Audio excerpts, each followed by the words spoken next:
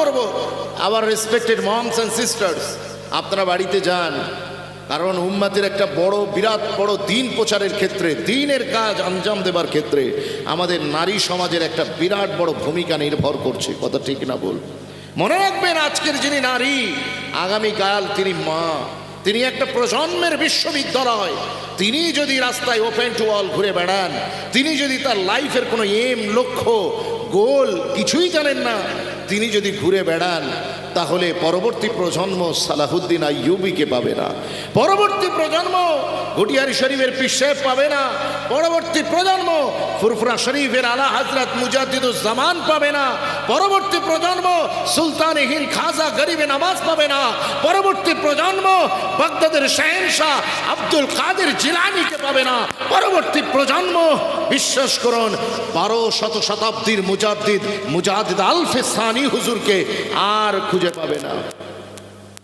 এই উম্মতের ক্রান্তিকালে এই ধরনের ব্যক্তিদের প্রয়োজন আছে না নাই? বর্তমান যে সময় আমরা রয়েছি, এই সময়টায় অতীব গুরুত্বপূর্ণ এই ধরনের ব্যক্তিদের। যখন মুসলিম উম্মাহ একটা দুটো নয়, 4টে মাযহাবে নয়, বিশ্বাস করুন আল্লাহ জানে আমাদের ভিতরে কত দল আর কত ফিরকা আছে। কথা বুঝতে পেরেছে?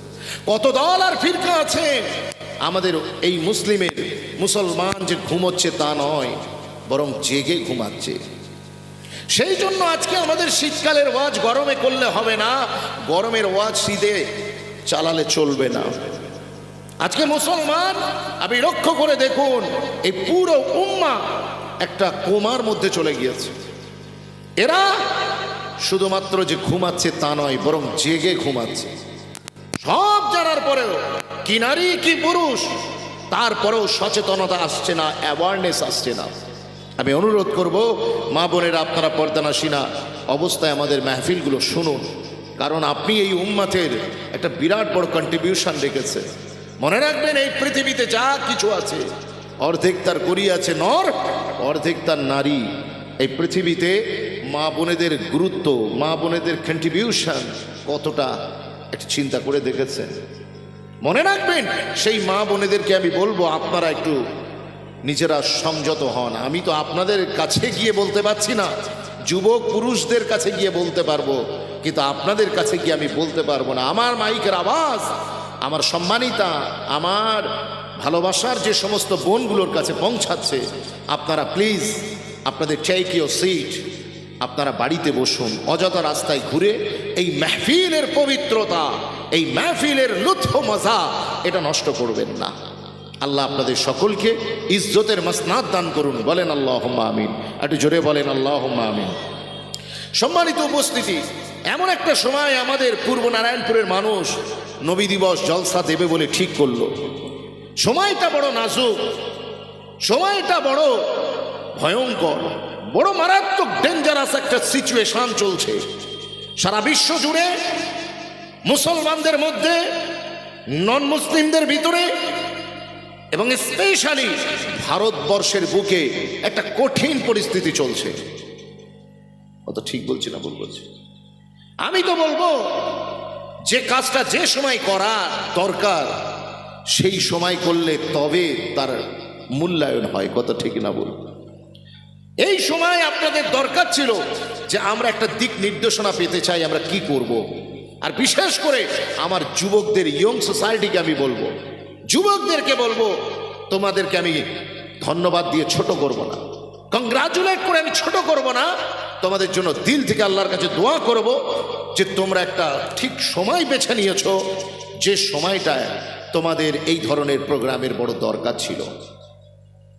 বর্তমান ভারতবর্ষ সহ পৃথিবীর প্রেক্ষাপটে এই ধরনের একটা জলসা আজকে আপনাদের এই এলাকায় হওয়া দরকার ছিল। যদি বলেন কেন, মনে রাখবেন, রোগ যেমন হবে যখন তার ট্রিটমেন্ট দরকার, ঠিক তখনই ঔষধটা কাজে লাগাতে হয়, ঠিক কিনা? খিদে যখন লাগবে তখনই তার খানা তার সামনে দিতে হয়। খিদে চলে যাবার পরে আপনি হাজারো বিরিয়ানি এনে দিলে সেটা কিন্তু আপনার মুখে লাগবে না। আপনাকে কাজটা যথাসময় করা দরকার। বর্তমান ভারতবর্ষে কি অবস্থা, পৃথিবীতে কি অবস্থা চলছে, একটু চোখ তুলে তাকান। তার কারণ মুসলমান এমন একটা জাতি আমার রসুল পাক সাল্লাল্লাহু আলাইহি সাল্লাম বলেছেন, মুসলমান পৃথিবীর আরবি হোক, আজমি হোক, সে সিন্ধি হোক আর হিন্দি হোক, পাঞ্জাবি হোক আর গুজরাটি হোক, আমেরিকান হোক আর জাপানিজ হোক, পৃথিবীর যে কোনো দেশেরই হোক না কেন, যদি সে আমি রাসূলুল্লাহ আমার গোলাম হয়, এরা সবাই আমি রাসূল বলছি একটা বডির মতো। জোরে বলুন, কিসের মতো? জাস্ট লাইক এ বডি, একটা দেহের মতো মুসলমান, একটা দেহের মতো। আরবের মুসলমানের সাথে ভারতের মুসলমানের সম্পর্ক গড়ে দিয়েছেন কে? আমার রাসূলুল্লাহ। বিশ্বাস করুন, আমি হাওড়া জেলার মুসলমান, আপনারা আমাকে চেনেন না। হুজুরের বাড়ি কোথায়? এখানেই বাড়ি। আপনাদের মাশাআল্লাহ হুজুর তো এখানে বাড়ি, কিন্তু আমার তো এখানে বাড়ি নয়। কিন্তু আপনারা আমাকে নিয়ে এলেন, আমি কোনোদিন এখানে আসিনি। A first time I came here. আমি এসেছি, এবং this program has been organized by our younger society. I am really excited. বিশ্বাস করুন, আমার যুবক ভাইরে দাওয়াত করে নিয়ে এসে আমি খুশি, আমি বেজার না, আমি বিরাট খুশি। কিন্তু আমি জিজ্ঞাসা করতে চাই, আপনাদের এলাকায় আমার কোনো রিলেটিভস নেই, কোনো কুটুম নেই, কোনো আত্মীয় নেই, কিন্তু তারপরেও আপনি আমাকে হাওড়া জেলা থেকে তুলে এনেছেন, আমার খরচা দেবেন, আমাকে মেহমান নামাজি করেছেন, জামাইয়ের চেয়েও বেশি খাতির করেছেন। সম্পর্ক কি আত্মীয়তার? না, সম্পর্ক হলো মদিনাওয়ালার গুম্বাজের। জোরে বলবেন না সুবহানাল্লাহ। সবুজ গুম্বাজের ইমোশন আপনার সাথে আর আমার সাথে সম্পর্ক গড়ে দিয়েছে। এই মোহাব্বত, এই ভালোবাসাটা শুধু আজকে নয়, সুদীর্ঘ 1400 বছরের ইতিহাসে জেনারেশন টু জেনারেশন, প্রজন্ম থেকে প্রজন্মে রসুলের যে এই যে আমাদের ভিতরে ভ্রাতৃত্ব, মোহাব্বত, এক দেহের মতো আমাদেরকে বানিয়েছেন, এই সম্পর্কটা আমার রসুলুল্লাহ 1500 বছর আগে আমাদের ভিতরে করে দিয়েছেন। জোরে বলুন। সেই জন্য মুসলমান কোনোদিন কুয়োর ব্যাঙ হতে পারে না। শুধুমাত্র ঘরের পুকুরের খোঁজ রাখবে, আটলান্টিক মহাসাগরের খবর রাখবে না, এটা মুসলমান হতে পারে না। তার কারণ মুসলমান সারা পৃথিবীতে ছড়িয়ে আছে। তাই নারায়ণপুরের মুসলমান হলে কি হবে? তাকে ফিলিস্তিনের মুসলমানের দুঃখ ফিল করতে হবে। যদি সে সিনাই রাসূলুল্লাহর ভালোবাসা লালন করে। বিশ্বাস করুন, আপনি যদি ভারতের মুসলমান হন আর উনি যদি সিরিয়ার মুসলমান হন, আপনাকে আর তাকে, সিরিয়ার মুসলমানটাকে ভারতের মুসলমানের দুঃখ অনুভব করতে হবে, যদি সে রসুলের গোলাম বলে দাবি করে। কারণ হুজুর বলেছে যে পুরো উম্মাদকে আমি একটা দেহের মতো বানিয়ে দিলাম। বলুন না সুবহানাল্লাহ। সুতরাং দেহের কোনো এক অঙ্গে যদি আঘাত লাগে, আপনি দেখবেন দেহের অপর অঙ্গ ব্যথা অনুভব করে না, কথা বলে না, ব্যথা অনুভব করে। আপনার যদি হাত কেটে যায়, তাহলে চোখ দিয়ে পানি ঝরে না? আপনি চোখকে কি জিজ্ঞেস করবেন, আরে কেটেছে তো হাত, এই চোখ তুই কাঁদছিস কেন? কথা বুঝতে? চোখ বলবে ওটা তো আমারই অঙ্গ, আমার কষ্ট হবে না? সুতরাং আমি যে কথা বোঝাতে চাইছি আপনাদেরকে, এই এতগুলো কথার মধ্যে দিয়ে আমি যেখানটায় পৌঁছাতে চাইছি, আশা করি আপনারা পৌঁছে গিয়েছেন। লক্ষ্য করে দেখেছেন, ভারতবর্ষে পৃথিবীর মানচিত্রে একটু সাইডে রাখুন, শুধু ভারতের মুসলমানদের করুণ দশার দিকে একটু খেয়াল করুন। ও যুবক, আজকে তুমি কোথায়? তুমি আর এখনো মেলাতে থাকার, বসে থাকার সময় আছে? তোমার মেলাতে বসে সময় কাটানোর সময় আছে? ক্লাবে বসে, চাতানে বসে, মাচানে বসে, মদের ঠেকে বসে, পার্টি অফিসে, তোমার gossiping to others, hanging out with the friends, তোমার এই সমস্ত বেলে খেলা করার কাজ নাকি এখন? তুমি তাকিয়ে দেখো উত্তরপ্রদেশের দিকে, কি অবস্থা। উত্তরপ্রদেশের সরজমিনে সিম্বল, তাই তো নাকি গো? হ্যাঁ, সম্বল, সম্বল নামক জায়গা যেটা আছে, সেই সম্বলে কি ঘটনা ঘটছে দেখেছেন? ইতিপূর্বে বাবরিকে কেন্দ্র করে আপনারা দেখেছেন সারা দেশে তোলপাড় শুরু হয়েছিল। আর এই সম্বলের যে মসজিদ, জামা মসজিদ, ওই সম্বলের জামা মসজিদকে কেন্দ্র করে, মসজিদের নিচে নাকি মন্দিরের কোনো ধ্বংসাবশেষ আছে, সেইটা সার্ভে করার জন্য এসআইয়ের লোক তারা সেখানে গিয়ে সার্ভে করতে গিয়েছে। গিয়ে মসজিদের ভিতরে সেই মসজিদকে খুঁড়ে বের করার চেষ্টা করা হচ্ছে। মসজিদের পানির নল এবং যেখানে হাউস থাকে, সেই পানিকে পুরো প্রবাহিত করা হয়েছে। মনে রেখে দেন, তাকে কেন্দ্র করে মুসলমানেরা যখন সেটা বাধা দিতে গিয়েছে, পুলিশ এখন নিরপেক্ষ উত্তরপ্রদেশের পুলিশ আর নিরপেক্ষতার ভূমিকা পালন করছে না। দেখছেন মুসলমানগুলোকে পুরো পাখি মারার মতো করে ফটাফট করে গুলি করে মেরে দিল পাঁচটা লাশ। মায়ের 5টা তাজা রক্ত, মায়ের 5টা তাজা সন্তান দুনিয়া থেকে বিদায় নিয়ে চলে গেল। মাত্র 17 বছরের ছেলে, সেই 17 বছরের ছেলে টকবগে যৌবনের কোঠায় পা দিয়ে আমার যুবক ছেলেটা, সেও মায়ের কোল থেকে বিদায় নিয়ে চলে গেল। আল্লাহর ঘর মসজিদ বাঁচানোর জন্য তারা এসেছিল, তাদেরকে পুলিশের গুলিতে দুনিয়া ছেড়ে বিদায় নিতে হলো। তারা শহীদ হয়েছেন, আল্লাহ তাদের জান্নাতে জায়গা করে দিন, বলেন না সুবহানাল্লাহ। মনে রাখবেন মুসলমান, ভারতবর্ষে কি চলছে একটু চোখ কান খোলা রাখো না, দেখো না ভারতবর্ষে। এখনো তোমার সময় হয়নি, তুমি জেগে ঘুমাচ্ছ, কবে আর ঘুম ভাঙবে তোমার? তোমার নারায়ণপুরের মসজিদটা চলে গেলে তবেই তোমার ঘুম ভাঙবে নাকি? তোমার নারায়ণপুরের মাদ্রাসা, এতিমখানা, খানকা, কবরস্থান এগুলো সব হাতছাড়া হয়ে গেলে তারপরে তোমার ঘুম ভাঙবে। মনে রাখবে, সময়ের কাজ সময়ে যদি না করো তাহলে কিন্তু এর খেসারাত তোমাকে দিতে হবে। সময়ের কাজ সময়ে করতে হবে, অন টাইম করতে হবে। সাম্বালের সরজমিনে আপনারা দেখেছে, উত্তরপ্রদেশের হাইকোর্ট রায় দিয়েছে, একজনকে অ্যাপিল করেছে, কোন এক মহারাজ অ্যাপিল করেছেন যে অমুক মসজিদের নিচে, সাম্বল জামে মসজিদের নিচে হিন্দু ধর্মের ধ্বংসাবশেষ আছে। বিশ্বাস করুন, সেই ধ্বংসাবশেষ আছে, এইটা কোর্টের কাছে পৌঁছানোর পরে মাত্র 2.5 ঘন্টার মধ্যে কোর্ট মুসলমানের অপরপক্ষের কোনো জাজমেন্ট, কোনো দাবি, কোনো তাকে সুযোগ না দিয়ে সঙ্গে সঙ্গে সার্ভে করার পারমিশন দিয়ে দিয়েছে। আর কি আজীব তামাশা, ভারতবর্ষের কোর্টও আস্তে আস্তে কোন দিকে যাচ্ছে। ইতিপূর্বে সুপ্রিম কোর্ট দেখিয়ে দিয়েছে তার কালার কি, আর আজকে উত্তরপ্রদেশের হাইকোর্ট সেও দেখিয়ে দিয়েছে যে আসলে ভারতবর্ষের সংবিধানের যে সমস্ত ধারাগুলো আছে, 1950-এর যে সংবিধান আমরা ভারতকে দিয়েছি, সেই সংবিধান আসলে আমরা ইউটিলাইজ করছি না। সংবিধান অনুযায়ী দেশ আমরা চালাতে ব্যর্থ হয়েছি। বিশ্বাস করুন, ভারতবর্ষের কোর্টের উপরেই এদেশের সংখ্যালঘু হিন্দু মুসলিম নয়, মুসলমান, শিখ, ইসাই, জৈন, পাদ্রী এদের ভরসা ছিল। সেই একটা জায়গা আজ ভরসায় ঘুম ধরে গিয়েছে। কোর্ট মাত্র 2.5 ঘন্টার ভিতরে কেউ একজন দাবি করলো, আর তার দাবির পক্ষে কোর্ট রায় দিয়ে দিল, যাও সার্ভে করো। মসজিদ কমিটি তাকে তো নোটিশ দিতে পারতো, মসজিদ কমিটিকে ডাকতে পারত, তাদের পক্ষের কথা শুনে তারপরে একটা সিদ্ধান্তে পৌঁছানো যেত। কি আজীব তামাশা। আর ইসরায়েল লোক যাচ্ছে সেখানে ধর্মীয় স্লোগান, যে স্লোগানের কারণে ভারতবর্ষে শুধু মুসলমানরা নয়, মাঝে মাঝে নন মুসলিমরাও ঘাবড়ে যায়।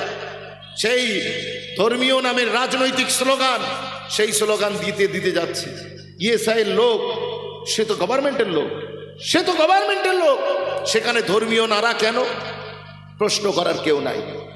মুসলমানের পক্ষে আজকে বলার মতো কেউ নাই। একের পর এক মুসলমানদের মসজিদ, মাদ্রাসা, ঈদগাহ, খানকা এসবের উপরে আঘাত হানা হচ্ছে। আর মনে করছে যে মুসলমানকে এইভাবে শেষ করে দেয়া হবে। কিন্তু মনে রাখবেন, তুমি কোন ফেরাউন হে? তোমার আগে বড় বড় ফেরাউন আর নমরুদ দুনিয়ার জমিন থেকে বিদায় নিয়ে চলে গিয়েছে। ইসলাম সেদিনও জিন্দা ছিল, আজও জিন্দা আছে। কিয়ামত পর্যন্ত এই ভারতবর্ষের সরজমিনে সূর্য যতক্ষণ উঠবে আর সূর্য যতক্ষণ ডুববে ততক্ষণ ইসলাম জিন্দাবাদ থাকবে। জোরে বলুন না সুবহানাল্লাহ। কারণ এই ইসলাম এটা মুসলমানের নয়, ইসলাম আমার আল্লাহর। জোরে বলবেন না সুবহানাল্লাহ। মুসলমানকে দায়িত্ব দেওয়া হয়েছে, মোতাবাল্লি বানানো হয়েছে, মসজিদের কেয়ারটেকার বানানো হয়েছে। মসজিদের মালিক মুসলমান নয়। মসজিদ দেখভাল করার দায়িত্ব চাকর আমরা আল্লাহর সার্ভেন্ট, আমরা আল্লাহর চাকর। আমরা শুধু দেখভাল করব, মসজিদের জমি বিক্রি করতে পারবো না, মসজিদকে কাউকে ছেড়ে দিতে পারবো না, কারণ এর মালিক হচ্ছেন স্বয়ং আমার আল্লাহ। আরেকবার জোরে বলবেন না সুবহানাল্লাহ। সারা ভারত ভারতবর্ষ জুড়ে চলছে চক্রান্ত। মুসলমান তুমি আর কবে শোধরাবে? সারা ভারতবর্ষের সবাই তারা সব এক হয়ে গিয়েছে, আর তুমি এখনো ফিরকাবাজি করছো, তুমি এখনো দলাদলি করছো। এসো, মুত্তাহিদ হয়ে যাও, ঐক্যবদ্ধ হও, একই প্ল্যাটফর্মে চলে আসো।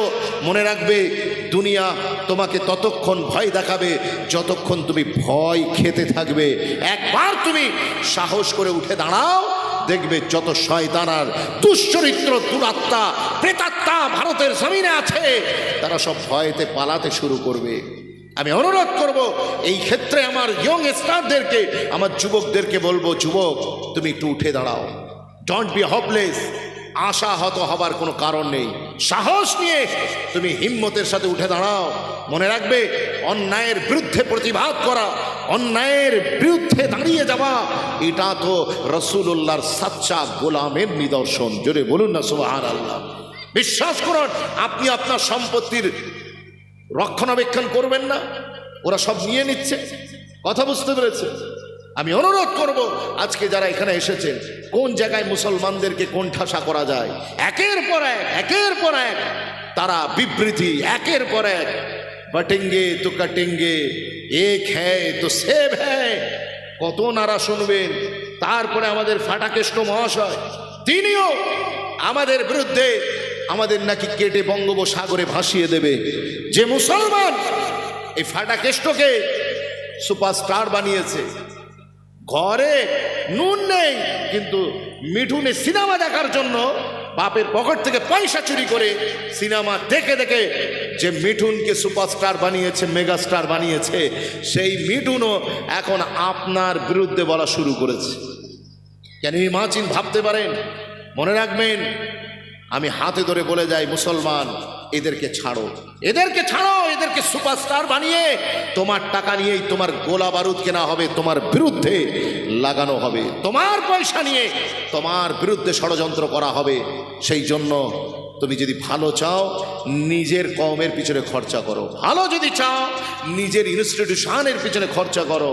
আল্লাহ তোমাদেরকে তৌফিক দিন, বলেন আল্লাহুম্মা আমিন।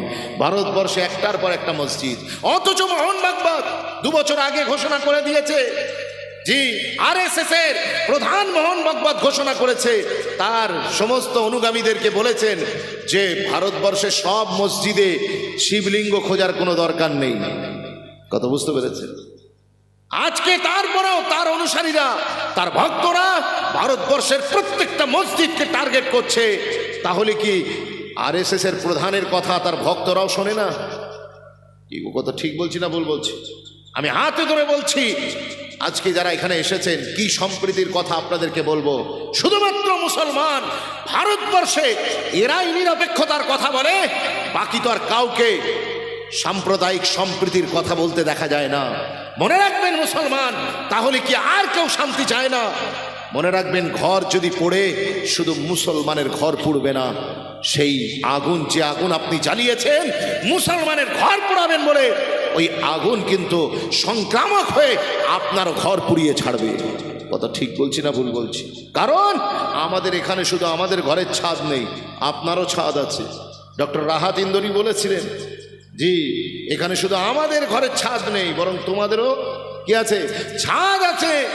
মনে রেখে দাও, এইভাবে যদি চলতে থাকে, এমন একটা সময় আসবে পুরো হিন্দুস্তান আগুনে পুড়তে থাকবে। আর এই জন্যই কি আমাদের পূর্বপুরুষরা তাদের গর্দান কাটিয়ে শহীদ হয়েছিলেন। সবাই একসাথে মিলে, কাঁধে কাঁধ মিলিয়ে নিজেদের জান মাল প্রাণ উজাড় করে ভারতবর্ষকে স্বাধীন করেছিলেন। আজকে তুমি যা ইচ্ছা তাই মনে করছো, মুসলমানদেরকে দেখে দেখে টার্গেট করছো। আমি অনুরোধ করব, এই করতে থাকলে তাহলে তো আবার নন মুসলিম অন্যান্যরাও তো তোমাদের মন্দিরের ভিতরে তাদের বুদ্ধিস্টের যে সমস্ত ধর্মস্থান সেগুলো সব খুঁজে পাবে। ইতিমধ্যেই শুরু হয়ে গেছে, খেল শুরু হয়ে গেছে। তাহলে এই শুধু ভাঙাগড়া হবে। ভারত কবে 5 ট্রিলিয়ন ইকোনমিক্স গ্রো করবে? কবে? ভারতের মানুষ 2 কোটি চাকরি কবে পাবে? ভারতের মানুষের প্রত্যেকটা মানুষের লাইফস্টাইল কবে উন্নত হবে?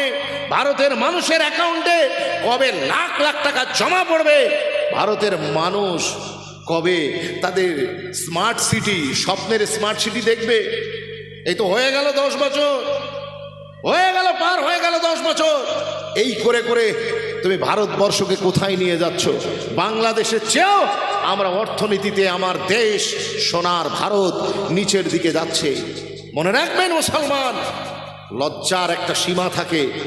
কথা বুঝতে পেরেছেন? বেহায়াকে যদি ঘাড় ধাক্কা দেওয়া হয়, কথা বুঝতে পেরেছেন, সে লজ্জা তো পায় না, বরং বলে আমার ভালো হয়েছে, কারণ কিছুটা পথ আমার আগিয়ে গিয়েছে।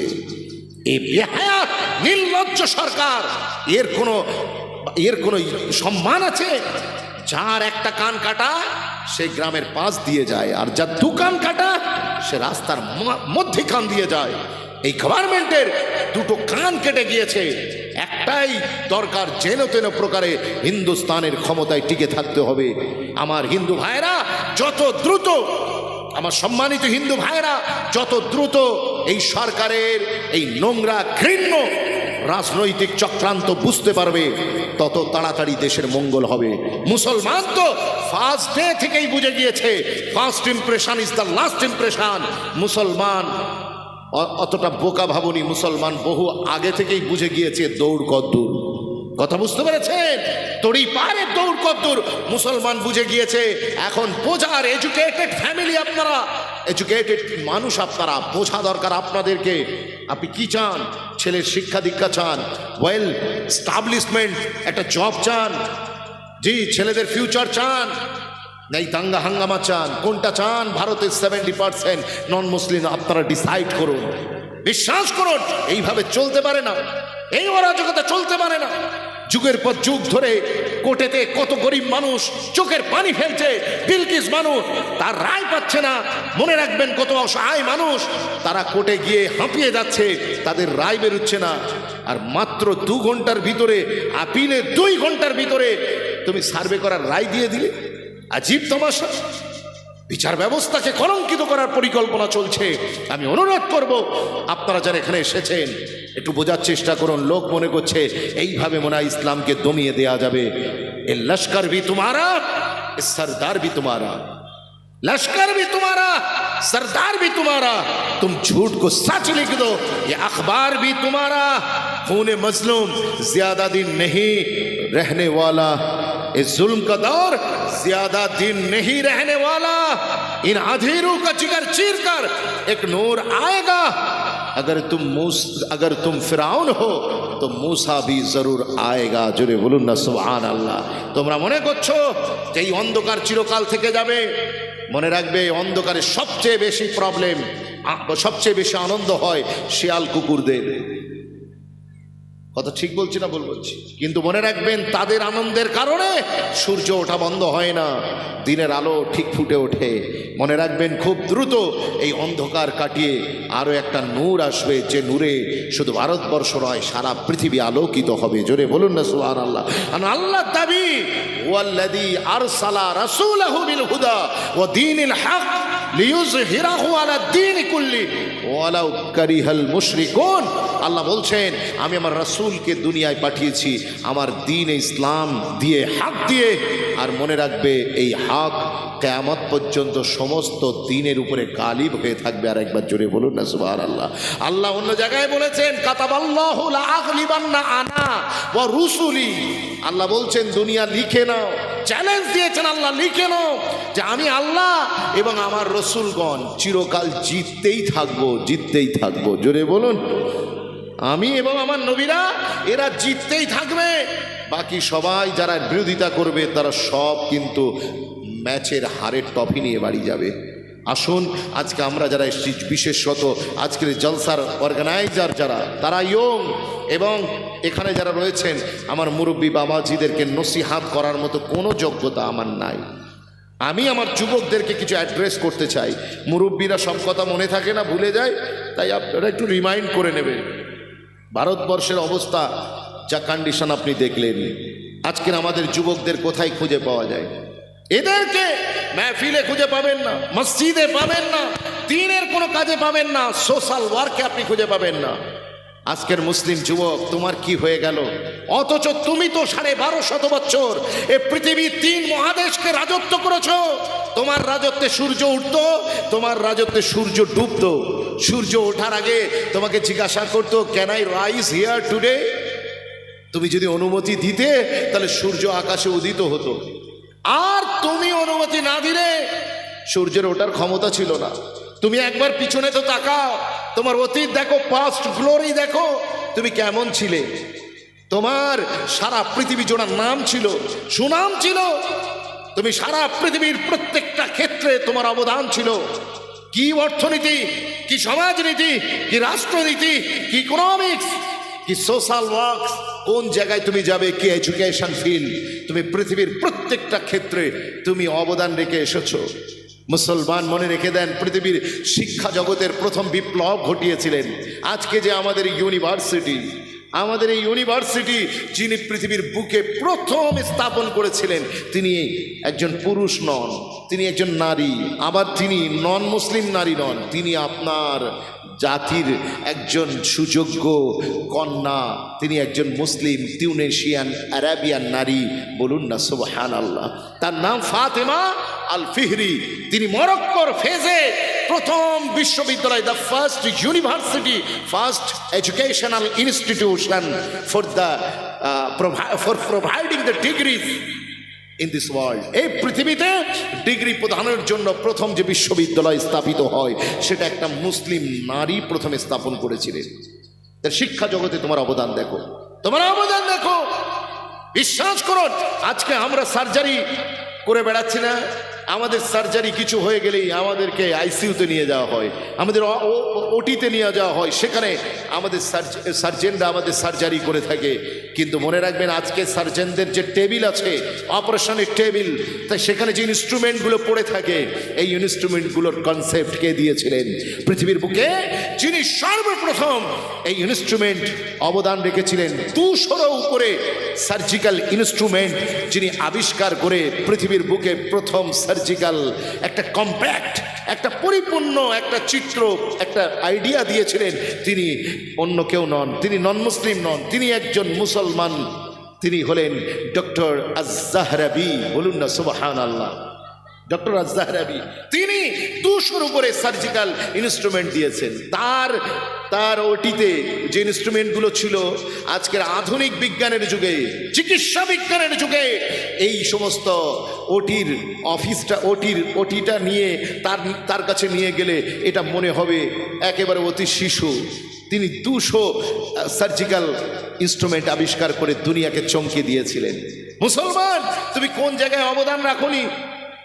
তোমার লেখা বই বর্তমান পৃথিবীর সমাজ বিজ্ঞান এবং অর্থনীতির ভিত্তি, তোমার লেখা ইবনে খালদুনের লেখা আল মুকাদ্দিমা, সোশ্যাল বিজ্ঞান এবং ইকোনমিক্সের মেইন ভিত্তি। বলুন না সুবহানাল্লাহ। মুসলমান মনে রেখে দেন, আজকে যুবক ছেলে উঠতে বসতে সেলফি, মনে রাখবেন, এই যে সেলফি তোলেন ক্যামেরা দিয়ে, এই ক্যামেরা শব্দটা কোথা থেকে এসেছে? আরবিতে কমারা শব্দ থেকে ক্যামেরা শব্দটা এসেছে।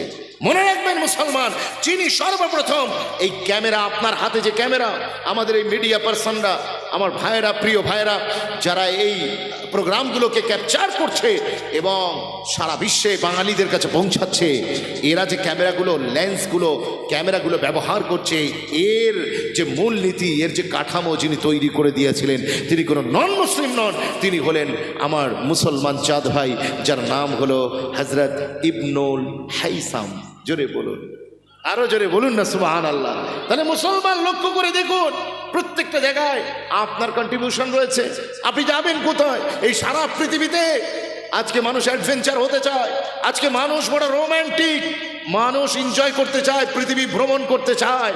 কিন্তু মনে রাখবেন, এই ভ্রমণে, ট্রাভেলিং এর ক্ষেত্রে, অ্যাডভেঞ্চারের ক্ষেত্রে যিনি সবচেয়ে বেশি অবদান রেখেছিলেন, তিনিও মুসলমান, তিনি পৃথিবীর নন মুসলিম নন, তিনি পৃথিবীর 40টার উপরে বেশি দেশ ভ্রমণ করে 29 বছর ধরে ভ্রমণ করেছেন। 75,000 মাইল পৃথিবীব্যাপী ভ্রমণ করে তিনি একটা বই লিখেছেন। সেই বইটা পরবর্তীতে ট্রাভেলের ক্ষেত্রে, ভ্রমণের ক্ষেত্রে একটা বিরাট বড় বিশ্বকোষ। তিনি হলেন অন্য কেউ নন, তিনি হলেন ইবনে বতুতা। আরেকবার জোরে বলবেন না সুবহানাল্লাহ। তো সুতরাং আজকে তোমরা কোথায়? মনে রাখবেন, এই যে শূন্যর ব্যবহার, শূন্য আবিষ্কার কারা করেছিলেন?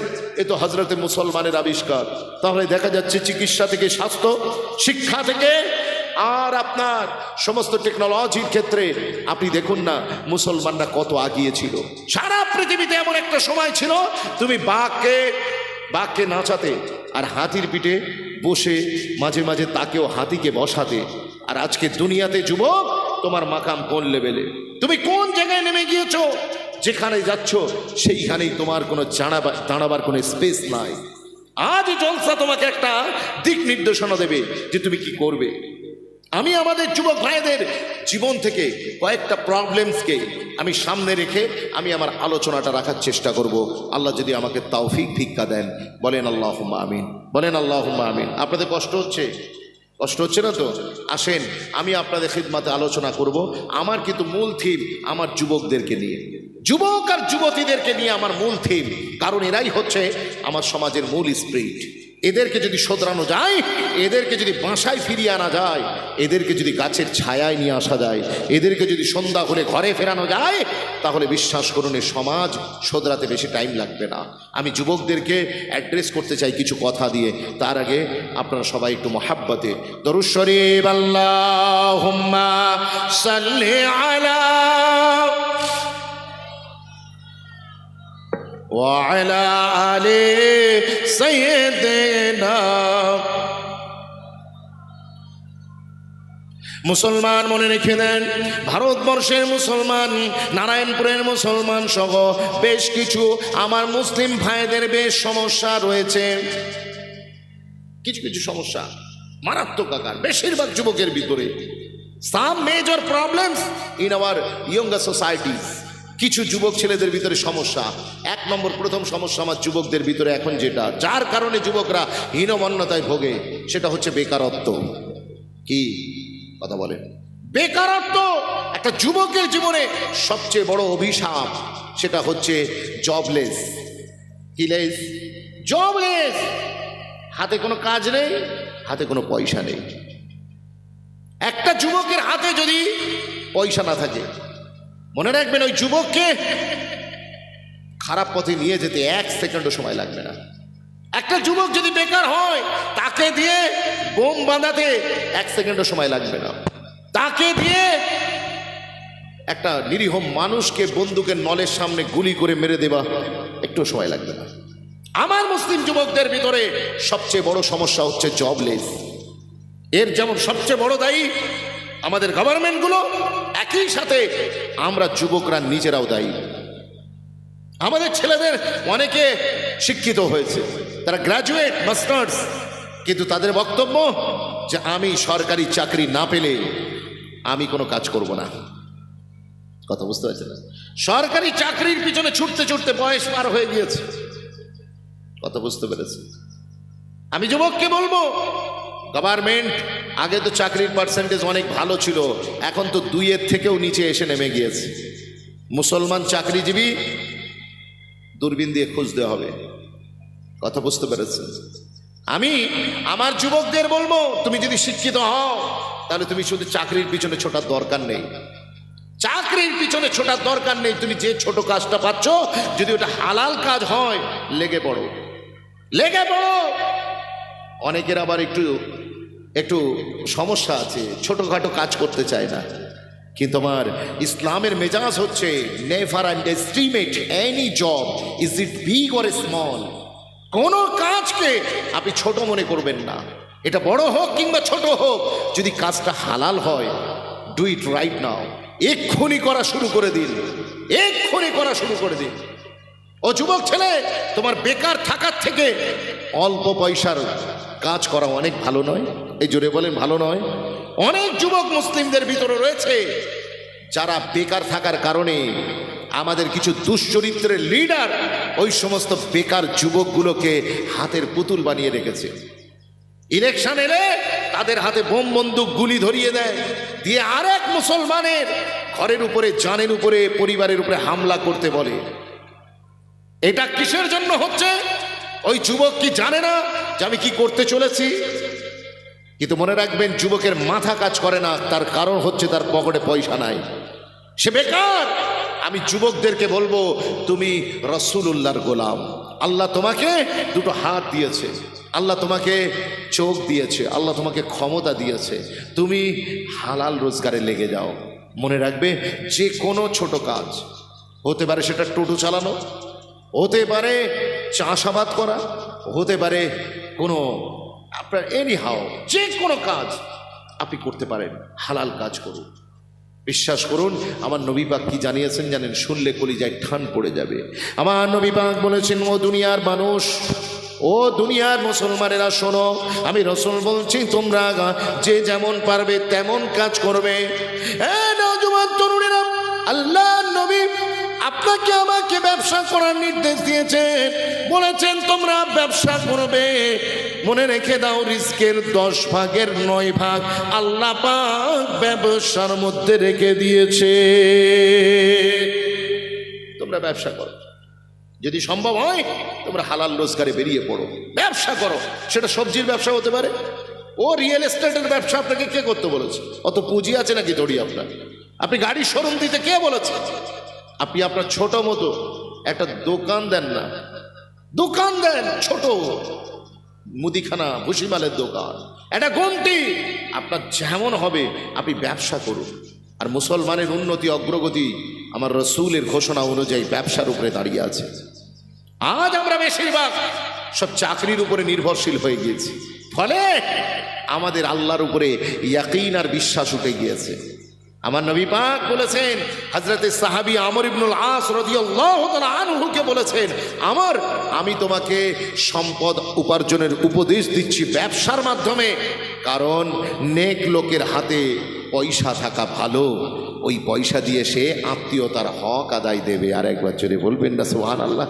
আপনি যদি ভালো মানুষ হন, আপনি শুধু যে নিজের লাইফ স্টাইল আপনার গ্রো করবেন তা নয়, বরং আপনাদের এলাকার অসহায়, দুঃখী, গরিব, আল্লাহর দ্বীনের যে মার্কাজ, মসজিদ, মাদ্রাসা, খানকা, ঈদগাহ, দরবার, এদিকে কবরস্থান, গোরস্থানের আপনি উন্নয়ন করবেন না?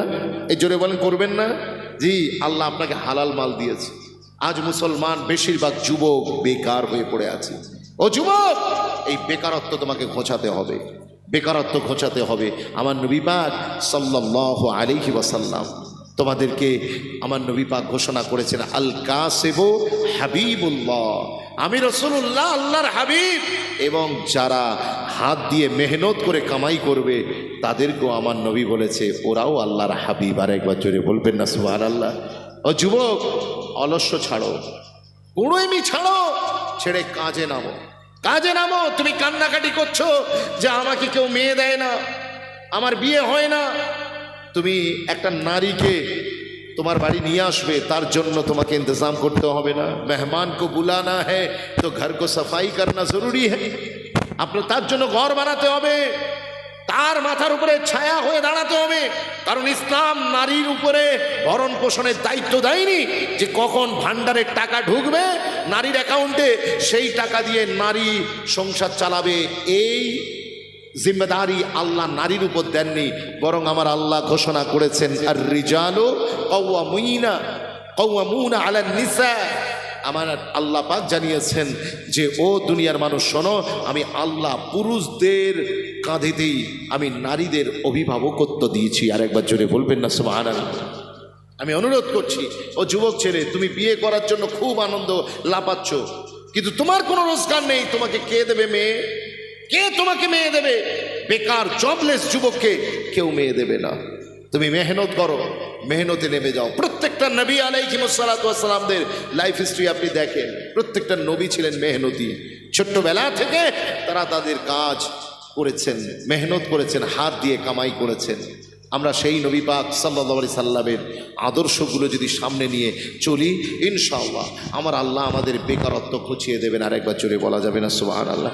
মুসলমান মনে রেখে দেন, দ্বিতীয় কারণ আমি আপনার খিদমতে যে বিষয়টা বোঝাতে চাইছি, আমাদের যুবকদের ভিতরে আরেকটা বড় প্রবলেম কি জানেন?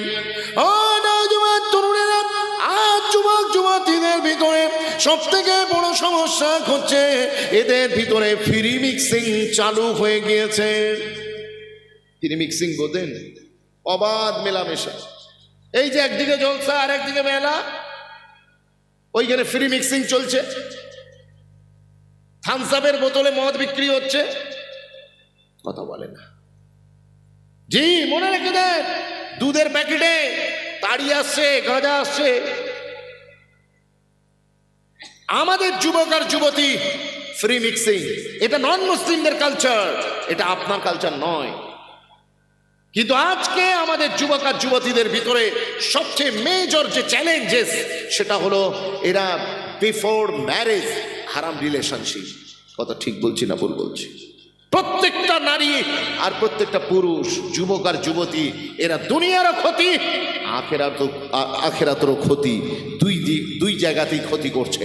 আমি অনুরোধ করব আমার যুবক যুবতী যারা শুনছেন, আজকে আপনারা ওই অবাধ যৌনচারের প্রমোট করছেন কেন? এটা কি ইসলাম পারমিশন দেয়? ইসলাম পারমিশন দেয় না সাহেব, ইসলাম আপনাকে তা পারমিশন দেয় না। আর জলসাকে কেন্দ্র করে, মেলাকে কেন্দ্র করে, বিয়ে বাড়িকে কেন্দ্র করে, আকিকার অনুষ্ঠানকে কেন্দ্র করে, ঈদকে উপলক্ষ করে বিভিন্ন জায়গায় বিভিন্ন অনুষ্ঠানের মধ্য দিয়ে নারী পুরুষের মিলাওয়াট চলছে, অবাধ যৌনচার চলছে, যেটা আমেরিকাতে দেখতে পাওয়া যেত। তারপরে আরব সাগরের উপর দিয়ে হাওয়া এসে আমাদের প্রতিবেশীদের গায়ে লেগেছিল, ওই হাওয়া আবার এখন আমাদের নারায়ণপুরেও ঢুকে পড়েছে। আমি অনুরোধ করব, ও যুবক আর যুবতী, তোমার যৌবনটা কতটা গুরুত্বপূর্ণ কাল তুমি জানো? তুমি যৌবনটা কত বড় ইম্পর্টেন্স এটা তুমি জানো? হাদিস পাকে এসে আমার নবী পাক জানিয়েছেন, হাসরের ময়দানে আমার আল্লাহ আমার পরওয়ারদিগার বনি আদমের প্রত্যেককেই আমার আল্লাহ 5টা প্রশ্ন করবেন। এই 5টা প্রশ্নের উত্তর দেবার আগে কেউ তার কদম উঠাতে পারবে না। তাই তো নাকি গো? 5টা প্রশ্ন মাস্ট অ্যাটেন্ড, আপনাকে অ্যাটেন্ড করতেই হবে। এইটা বাদ দিয়ে আপনি এগুতে পারবেন না। প্রথম প্রশ্ন তোমার জীবন সম্পর্কে। আল্লাহ জিজ্ঞাসা করবে, আমি যে জীবন দিয়েছিলাম, ইয়োর লাইফ, তোমার জীবন সম্পর্কে, যে তুমি কোথায় খরচা করেছো, কোথায় খরচা করেছো আমি আল্লাহ যে নিয়ামত দিলাম। এরপরে আরেকটা প্রশ্ন আছে, সেটা কি? সেটা হচ্ছে আন শাবাবিহি ফিমা আবলাহু, আমি তোমাকে যে যৌবন দিয়েছিলাম সেই যৌবনকে তুমি কোথায় নষ্ট করেছো, আমার আল্লাহ প্রশ্ন করবে। আমি জিজ্ঞাসা করতে যাই, প্রথম প্রশ্ন আল্লাহ জিজ্ঞাসা করবেন আমাদের আন হায়াতিহি, আমাদের জীবন সম্পর্কে প্রশ্ন করবে। আচ্ছা, এই জীবনের ভিতরে যৌবন তো একটা অংশ, যৌবনকালটা একটা অংশ, শৈশবকাল একটা অংশ, যৌবনকাল একটা অংশ, বার্ধক্যকাল একটা অংশ।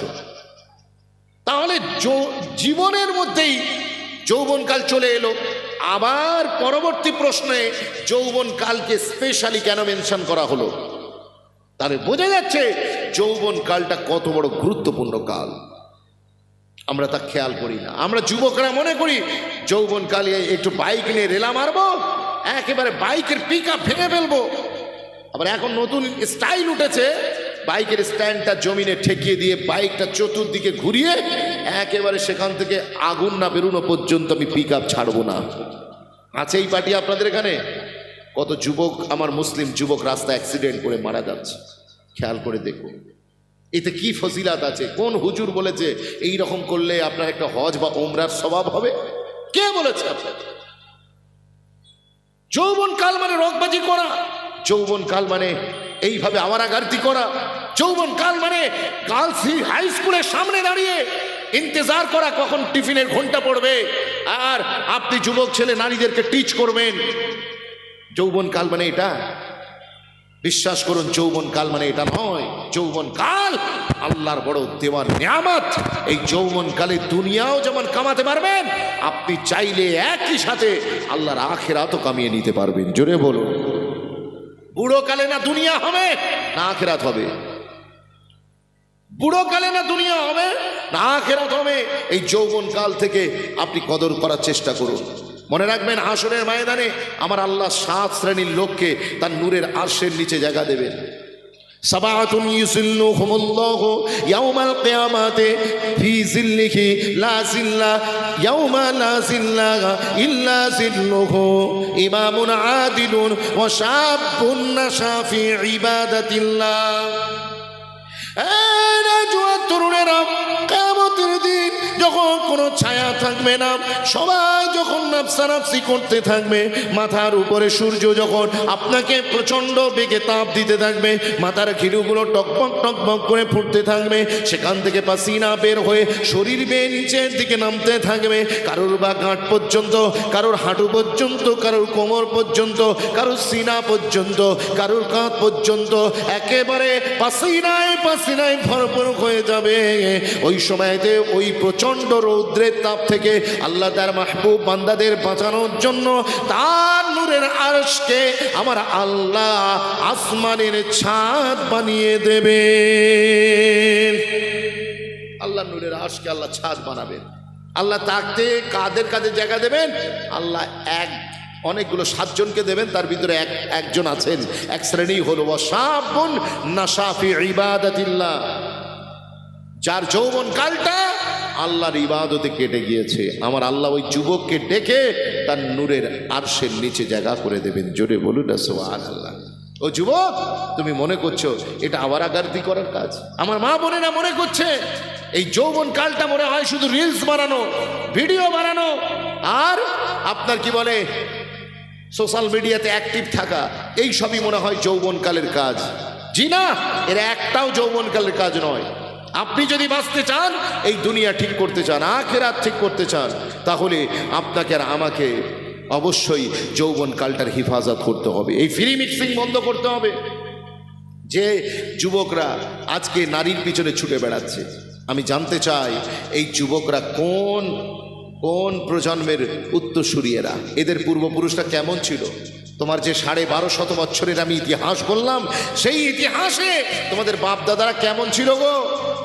ও যুবক ছেলে, তোমরা তো এমন একটা বাপদাদার সন্তান, এমন এক পূর্বপুরুষের সন্তান, আজ তুমি নারীর পিছনে ছুটে বেড়াচ্ছ, অথচ তোমাদের বাপ দাদা 14 পুরুষরা তারা নিজেদের হালাল বিবিকে বাসর ঘরে রেখে দিয়ে তারা জিহাদের ময়দানে গিয়েছেন আমার রাসূলুল্লাহ দ্বীন বাঁচানোর জন্য। একবার জোরে বলবেন না সুবহানাল্লাহ।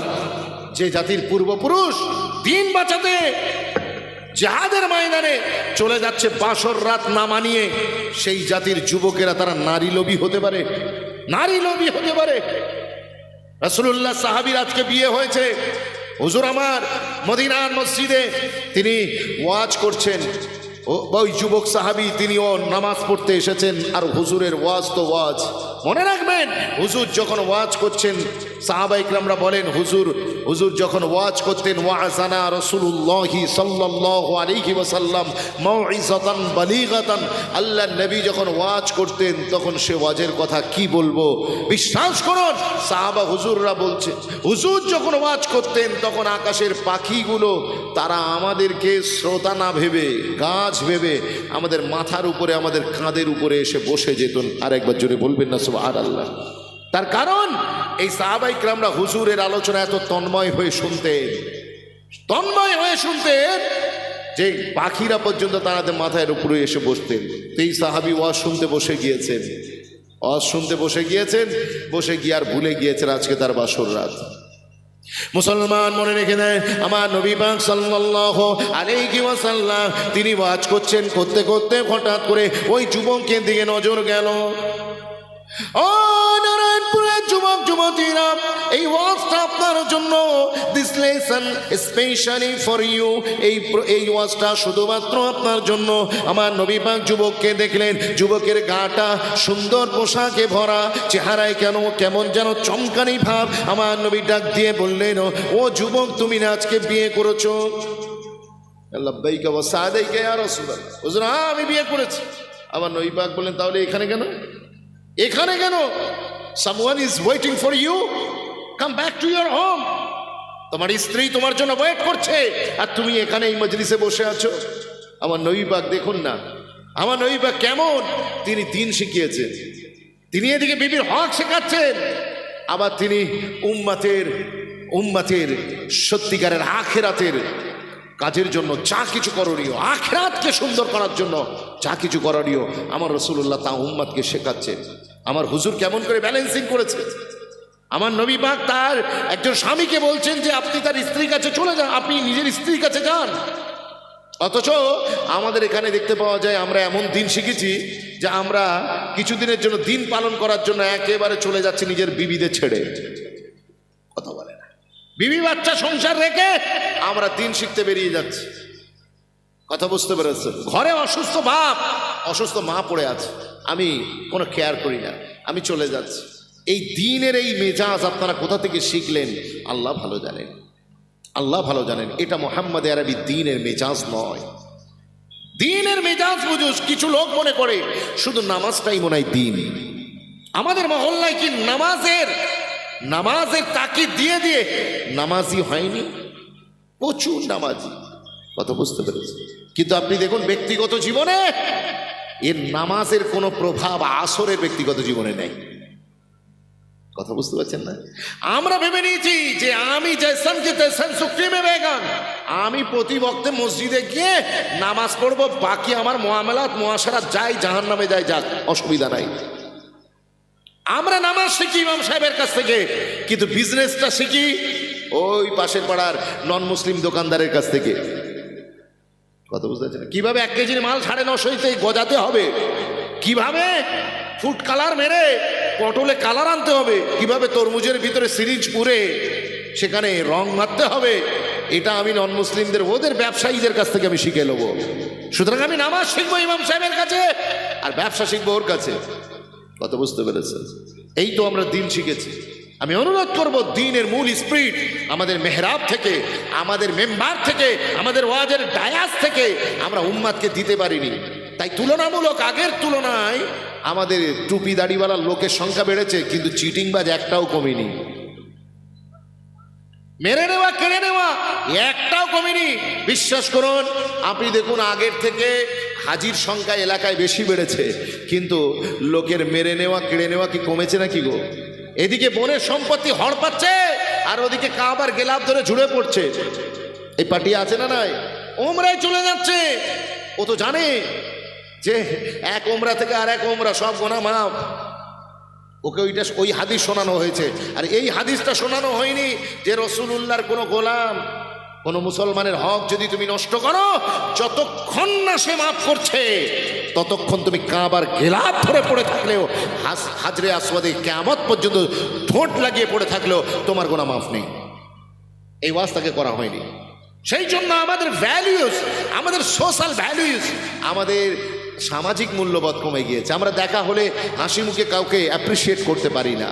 আমরা নামাজ পড়তে যাচ্ছি, আবার নামাজে মসজিদে গিয়ে উকি দিয়ে দেখে নিচ্ছি আমার যে দুশমন সে কোন কাতারে আছে, সেই কাতারে আমারে দাঁড়ানো যাবে না। এই তো দিন শিখছি আমরা। সুতরাং দুই দিকটা আপনাকে ব্যালেন্সিং করতে হবে। ইসলাম এই ধরনের ইসলাম নয়। ইসলাম শুধু নামাজের নাম নয়, রোজার নাম নয়, হজের নাম নয়, যাকাতের নাম নয়। ইসলামের নামাজ একটা গুরুত্বপূর্ণ ইবাদত, ইসলামে হজ একটা গুরুত্বপূর্ণ আহকাম, কিন্তু এটা পুরো ইসলাম নয়। আজকে এইগুলো পালন করে আপনি বাকি সবগুলো ছেড়ে দিলেন, তাই ইসলাম মানার মজা আপনি পেলেন না, যাকাত দেবার যে বেনিফিট আপনি পেলেন না। শুনলে অবাক হবেন, যাকাত ওয়াজিব হয়েছিল, ফরজ হয়েছিল যে সময়ে আমার নবী পাক সেই সময় উম্মাতের জন্য ঘোষণা করে দিলেন, উম্মাত যাকাত দিলেন, লেনেওয়ালা নিলেন আর দেনেওয়ালা দিলেন। পরের ঠিক 8 মাস পরে মদিনাতুল মুনাওয়ারায় আর দ্বিতীয় কেউ যাকাত নেবার মতো আর কেউ অবশিষ্ট ছিল না। আর আজ আপনি দেখুন ইসলামের মজা দেখুন, তারা টেস্ট কেমন পেলেন, ইসলামের আইন বাস্তবে প্রয়োগ করলে কেমন বেনিফিট পেতে হয় দেখুন না। সবাই যাকাত নিয়ে ঘুরছে, নেবার কেউ নেই, নেবার কেউ নেই। গত বছর যাকে দিয়েছিলেন তার কাছে গিয়ে যখন যাকাতটা ফেলেছেন, সে বলছেন ভাই এবছর কিছু মনে করবেন না, আল্লাহ গত বছর আমাকে সেই অবস্থায় রেখেছিল, কিন্তু ও যে চাহে তো কতরে কো সমন্দর কর দে, ও যে চাহে তো ইয়তীমো কো পয়ম্বর কর দে। আল্লাহ আমাকে গত বছরের তুলনায় এবছর অনেক বুলন্দিতে পৌঁছে দিয়েছেন, ফার্স্ট থেকে তুলে আরশে পৌঁছে দিয়েছেন। এবছর আল্লাহ আমাকে এত দিয়েছেন, আমি নিজেই কাকে যাকাত দেব খোঁজ কি, জোরে বলবেন না। এই ছিল আপনার নবী পাকের ইসলামের বিধান বাস্তবে প্রয়োগ করলে মজা। আর আমাদের এখানে আমরা প্রতি বছর যাকাত দিয়ে যাচ্ছি তো দিয়েই যাচ্ছি, আর যারা নিচ্ছে তো নিয়েই যাচ্ছে। কোনো আমরা বেনিফিট পাচ্ছি না, তার মানে সঠিক অ্যাপ্লাই হচ্ছে না। দিন আমরা মানার দাবি করছি, কিন্তু ওয়াল্লাহে রব্বিল কাবা, কাবার মালিক আল্লাহর কসম, দিনের কোনো মজা, মুসলমান হবার ইসলামের যে একটা টেস্ট আলাদা আছে, সেইটা আমরা কেউ পাচ্ছি না। এই পাশের পাড়ার আমাদের নন মুসলিম ভাইদের পাড়াতেও যে অবস্থা, আমাদের এখানেও তাই অবস্থা, ওদের থেকে আরও এখানে বদতর। কথা ঠিক বলছি না ভুল বলছি? আজ মুসলিম এলাকায় ঢুকলে আপনি বুঝতে পারবেন, রাস্তা যত খারাপ আসছে বুঝতে পারবেন মোল্লাপাড়া তত কাছাকাছি আসছে। মুসলিম এলাকায় ঢুকবেন দেখবেন পয়সা হয়েছে, দুতলা বাড়ি করেছে, উপরে দুতলা বাড়ির উপর থেকে মেয়েদের পরনের কাপড়, শাড়ি ইত্যাদি ঝুলছে, যুবকের লুঙ্গি ঝুলছে। কত বুঝতে পেরেছেন? অথচ ইসলাম আপনাকে দার্স দিচ্ছে যে আত্মহুর ও শাতরুল ইমান, পরিষ্কার পরিচ্ছন্নতা ইমানের একটা গুরুত্বপূর্ণ অঙ্গ। কোথায় সে পরিষ্কার পরিচ্ছন্নতা? আমরা যারা নামাজ পড়ি তাই 10-12 দিন জামা পরিষ্কার করি না, ওই অবস্থায় মসজিদে চলে যায়। আমার নবী বলেছেন পেঁয়াজ খেয়ে, কাঁচা রসুন খেয়ে, কাঁচা পেঁয়াজ খেয়ে মসজিদে আসা নিষেধ করেছেন, এটা মাকরু। এটা অপছন্দ করে না, আপনার জামা থেকে দুর্গন্ধ বেরোবে, আপনার বডি থেকে দুর্গন্ধ বেরোবে, পাশের নামাজের কষ্ট হবে, এটা ইসলাম পছন্দ করে? পছন্দ। আমরা এগুলো গুরুত্ব দিই না, এই ব্যাপারগুলোতে কথা হয় না। খায়ের, আমি এদিকে যাচ্ছি না, আমি যেটা বোঝাতে আপনাকে চাইছি সেটা অন্য কিছু নয়। মুসলমান মনে রেখে দেন, আমার নবী পাক তার সাহাবীকে বললেন, বাবু তুমি চলে যাও। ওই সাহাবী বলেন, হুজুর আমি আপনার ওয়াজ শুনতে শুনতে এত পাগল হয়ে গিয়েছি, আমার মনে হচ্ছে যে আমি সারা রাত বসে বসে আপনার চাঁদ মুখখানা দেখি আর আপনার জবান মোবারক থেকে আমি আল্লাহ এবং তার রাসূলের কথাগুলো শুনি। জোরে বলুন না সুবহানাল্লাহ। আমার নবী পাক যখন বললেন, না সাহাবী, ওয়ালি যাওজিকা আলাইকা হাক্কা, ও আমার সাহাবী, তোমার উপরে তোমার বিবির জন্য হক রয়েছে। আমার নবী পাকের এই কথা শুনে বিবির হক আমার নবী স্মরণ করিয়ে দেওয়ার সাথে সাথে রাসূলের সাহাবী ছুটে গেলেন, নিজের বাড়িতে গেলেন, গিয়ে দেখলেন আজকে ঘরটা একটু নতুন নতুন লাগছে, কারণ আজকে তার বিয়ে হয়েছে, আজকে তার সোহাগ রাত, বাসর রাত। ওই সময়তে যুবক ছেলে ভিতরে ঢুকবেন, মনের ভিতরে কত আনন্দ খুশি, আজকে তার ফার্স্ট টাইম কোনো একটা নারীর চেহারা সে জি ভরকে দেখবে, যেটা দেখা তার জন্য রাসূলুল্লাহ হালাল করে দিয়েছে। ও ভাইজানেরা, আমার আপনার নবী রাহমাতুল লিল আলামিন সাহাবী, তিনি যখন ভিতরে ঢুকে দেখলেন ভিতরে একজনা নারী, একটা বেগানা নারী, তিনি তক্তপোশের উপরে তৎকালীন সময় যে চৌকি ছিল, চৌকির উপরে বসে আছে, মুখটা ঘোমটায় ঢাকা। রাসূলের সাহাবী মনে খুশি আনন্দ, আজকে আমি আমার লাইফ পার্টনার, আমার জীবন সঙ্গী, আমার প্রিয়তমার চেহারা দেখব, তার সাথে খোশ গল্প করব। I am going to lead a new life, আমি নতুন জীবন শুরু করতে চলেছি। কত সুন্দর মনে আনন্দ খুশি, এই মনে করে তিনি আস্তে আস্তে খাটিয়ার উপরে, তিনি তার চৌকির উপরে তিনি বসলেন, জামা কাপড় খুললেন, তরবারি রেখে দিলেন, রেখে দিয়ে যেই না বসেছেন, বসে বিবিকে সালাম দিলেন, বিবি উত্তর দিলেন। কলিজায় ঠান পড়ে গেল, যার জবানের কথাগুলো এত সুন্দর, তার চেহারাটা কত সুন্দর, এই মনে করে আমার নবী পাককে সাহাবী আস্তে আস্তে আস্তে আস্তে নিজের হাতটা মহিলাটির, নিজের স্ত্রীর, তিনি ঘোমটা পর্যন্ত নিয়ে গিয়েছেন, ঘোমটাতে এখনো হাত লাগেনি, ঘোমটাটা সরিয়ে তার চাঁদ মুখখানা দেখবেন, কলিজায় ঠান পড়াবেন, চোখটাকে শীতল করবেন।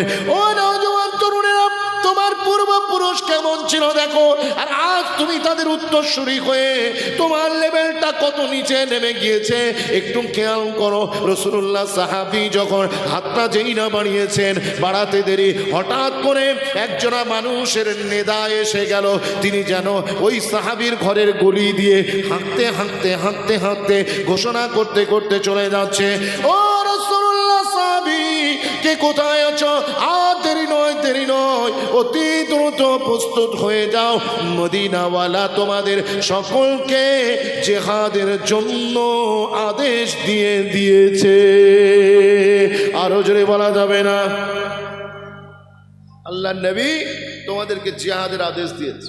আমার নবী পাকের এই পেগাম, প্রতিনিধির পেগাম শুনে ওই সাহাবী বিবির দিকে হাত বাড়িয়েছিলেন, এখনো বিবিকে দর্শন করেননি, দিদার করেননি, তিনি হাত সঙ্গে সঙ্গে ছাটাকছে সরিয়ে নিলেন, নিয়ে তিনি তক্তপোশ থেকে নেমে পড়লেন। বিবি ঘাবড়ে গিয়েছে।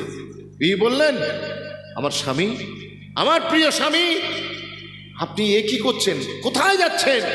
বলে তুমি কি শোনোনি রাসূলুল্লাহর গোলাম কি ঘোষণা করেছে? বলে কি ঘোষণা করেছে? বলে দেখুন এক্ষুনি জিহাদের ঘোষণা হয়ে গিয়েছে, জিহাদের আয়াত নাযিল হয়ে গিয়েছে।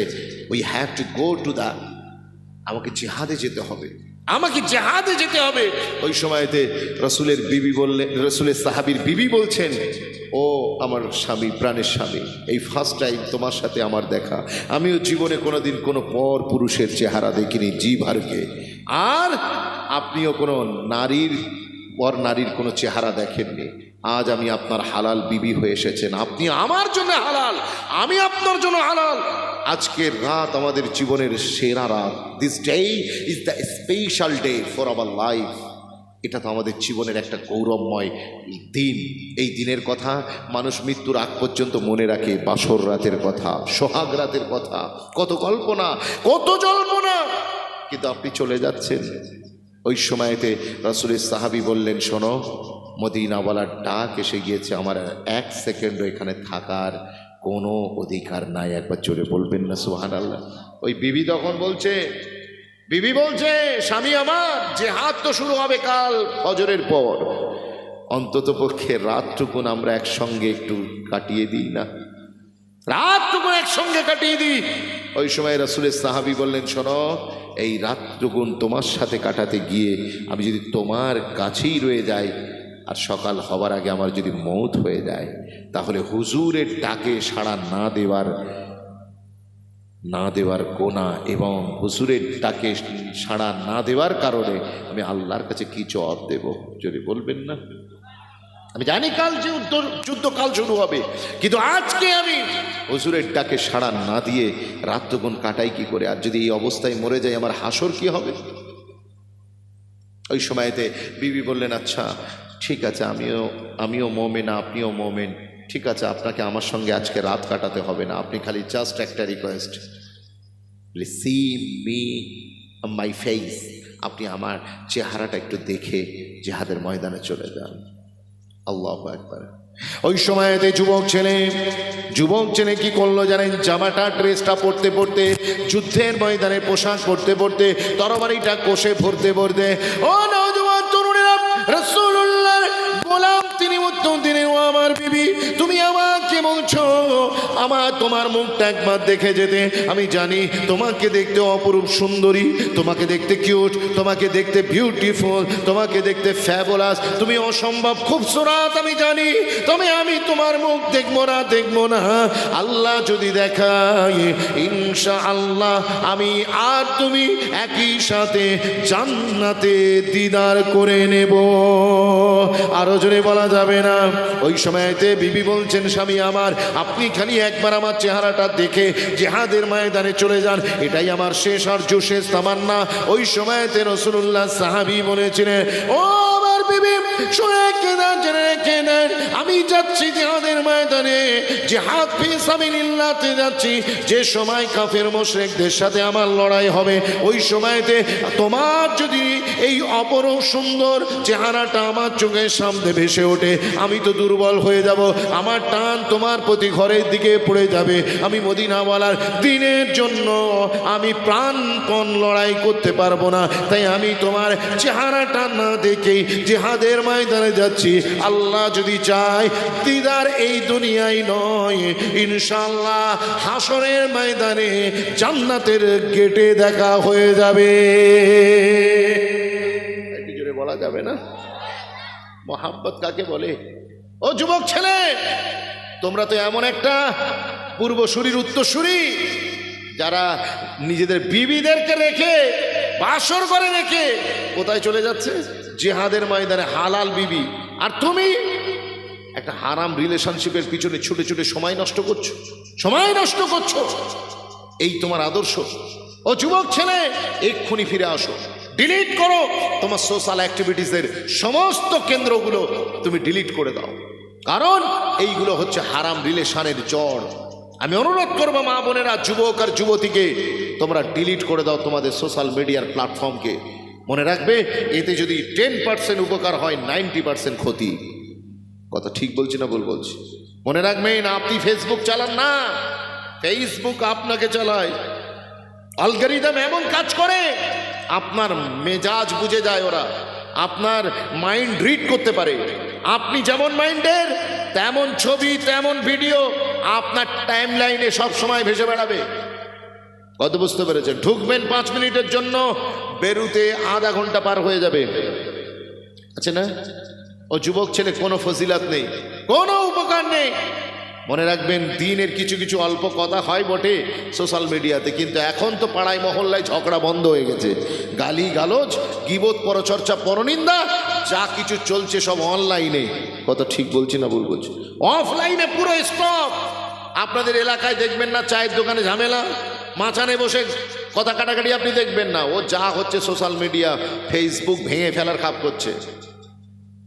কোনো প্রয়োজন নেই। আমি হাতে ধরে বলছি, আমার যুবকরা তোমরা একটু বোঝার চেষ্টা করো। আর যুবতী মেয়েদেরকে বলবো, তোমরা অ্যাকাউন্টগুলোকে ডিঅ্যাক্টিভ করে দাও, কারণ পৃথিবীতে অনেক রকম ষড়যন্ত্র চলছে। ভয়ঙ্কর ষড়যন্ত্র ভারতবর্ষের রিপোর্টে প্রকাশিত হয়েছে। ভারতবর্ষের রিপোর্টে প্রকাশিত হয়েছে ভারতের একটা নিষিদ্ধ সংগঠন যারা ভারতবর্ষের স্বাধীনতার বিরোধিতা করেছে, ভারতের যে মূল স্তম্ভ সংবিধান পরিবর্তন করতে চায়, ভারতকে সেকুলারিজম কান্ট্রি থেকে তারা হিন্দুইজম রাষ্ট্রতে বানাতে চায়। সেই ভারতের আরএসএস বলে একটা সংগঠন, আপনারা জানেন এই সংগঠন, এরা অফার দিচ্ছে যুবকদেরকে, ভয়ঙ্কর যুবকদেরকে অফার দিচ্ছে। তোমাদেরকে অফার দিলাম, একটা টিম গঠন করেছে। এগুলো গোপন রিপোর্ট, আমি আপনার খিদমতে রাখছি। মনে রাখবেন, তারা আমার হিন্দু ভাইদেরকে অফার দিচ্ছে যে তুমি যদি কোনো মুসলিম মহিলাকে মুসলমান সেজে তুমি যদি একটা অ্যাকাউন্টে গিয়ে সালাম দিয়ে ইনশাল্লাহ মাশাল্লাহ সুবহানাল্লাহ বলতে পারো, এগুলো ট্রেনিং দেওয়া হয়। ইনশাল্লাহ মাশাল্লাহ সুবহানাল্লাহ, কথা বুঝতে পেরেছেন? এসব ট্রেনিং দেয়। মুসলিম নামে একটা অ্যাকাউন্ট খুলবে, আর তুমি যদি কোনো মহিলাকে, মুসলিম নারীকে তুমি যদি এইভাবে তাকে তোমার প্রেমের জালে, ভালোবাসার জালে যদি ফাঁসাতে পারো এবং তাকে যদি বিয়ে করতে পারো, বিয়ে করে তুমি তাকে যদি ঘর আপসি করতে পারো, তাদের ভাষায় ঘর আপসি করতে পারো, তাকে মুসলিম থেকে হিন্দুতে পরিণত করতে পারো, কি চাই বলো? টাকা চাইলে অ্যাকাউন্ট, তোমার জন্য চেক বই দিয়ে দেবো, তুমি নিজের সংখ্যা বসিয়ে নেবে। ঘর চাইলে ফ্ল্যাট পেয়ে যাবে, গাড়ি চাইলে দামি মার্সিডিজ পেয়ে যাবে। কি চাই তোমার বলো? আর ভারতবর্ষে সবচেয়ে সমস্যা, আমি শুরুতেই যে সমস্যার কথা ইন্ডিকেট করেছিলাম সেটা হচ্ছে বেকারত্ব। এটা মুসলমানদের ভিতরেও যেমন, আমার হিন্দু ভাইদের ভিতরেও তেমন। বহু ছেলে বেকার হয়ে ঘুরে বেড়াচ্ছে। তাদের একটাই কাজ, সোশ্যাল মিডিয়াতে একটা কমেন্ট করলে 20 পয়সা। সোশ্যাল মিডিয়াতে ভারতের মুসলমানদেরকে গালি দিলে 10,000 টাকা, ভিডিও বানিয়ে ফেক নিউজ ছড়াতে পারলে 10 টাকা 20 টাকা করে দেওয়া হবে। কথা বুঝতে পেরেছেন? বহু ছেলে এইসব জব করছে, এইসব জব করছে। খুব ভালো কাজ না বলুন? ও ভালো কাজ। মুসলমানদের বিরুদ্ধে খালি লাগিয়ে দাও। ইচ্ছা করে নিজেরা ঠাকুরের মূর্তি ভেঙে, হাত ভেঙে, পা ভেঙে মুসলমানদের ঘাড়ে দোষ চাপিয়ে দাও। পাড়ার সবচেয়ে অসুবিধে সমস্যা হলো, পাড়ার সমস্যা হচ্ছে গরিবের বউ। গরিবের বউ হচ্ছে পাড়ার সবার ভাবি। কথা ঠিক বলছি না ভুল বলছি? মুসলমান অসহায় দুর্বল দেখে যে যেমন পারে মুসলমানের উপরে অত্যাচার করে যাচ্ছে। তো এই ভারতবর্ষের এই নিষিদ্ধ সংগঠন মার্কেটে চলছে, বেশ কিছু টিম গঠন করেছে। মুসলমান মেয়েদেরকে প্রেমের জালে ফাঁসাতে হবে। লক্ষ্য করে দেখেছেন? তাদের গাড়ি দেবে, বাড়ি দেবে, অর্থ দেবে, সব দেবে। তাদেরকে ট্রেনিং দেওয়া হয় মুসলমান মেয়েদেরকে মুসলিম ছেলেদের সাথে কিভাবে মেয়েদের সাথে দোস্তি করতে হবে, তাদের পিকচারে গিয়ে কি করে মাশাআল্লাহ লিখতে হবে, কিভাবে আলহামদুলিল্লাহ লিখতে হবে, সুবহানাল্লাহ বলতে হবে, সালাম দিতে হবে, ঈদের শুভেচ্ছা দিতে হবে, ঈদ মুবারক বলতে হবে, সব ট্রেনিং দেওয়া হয়।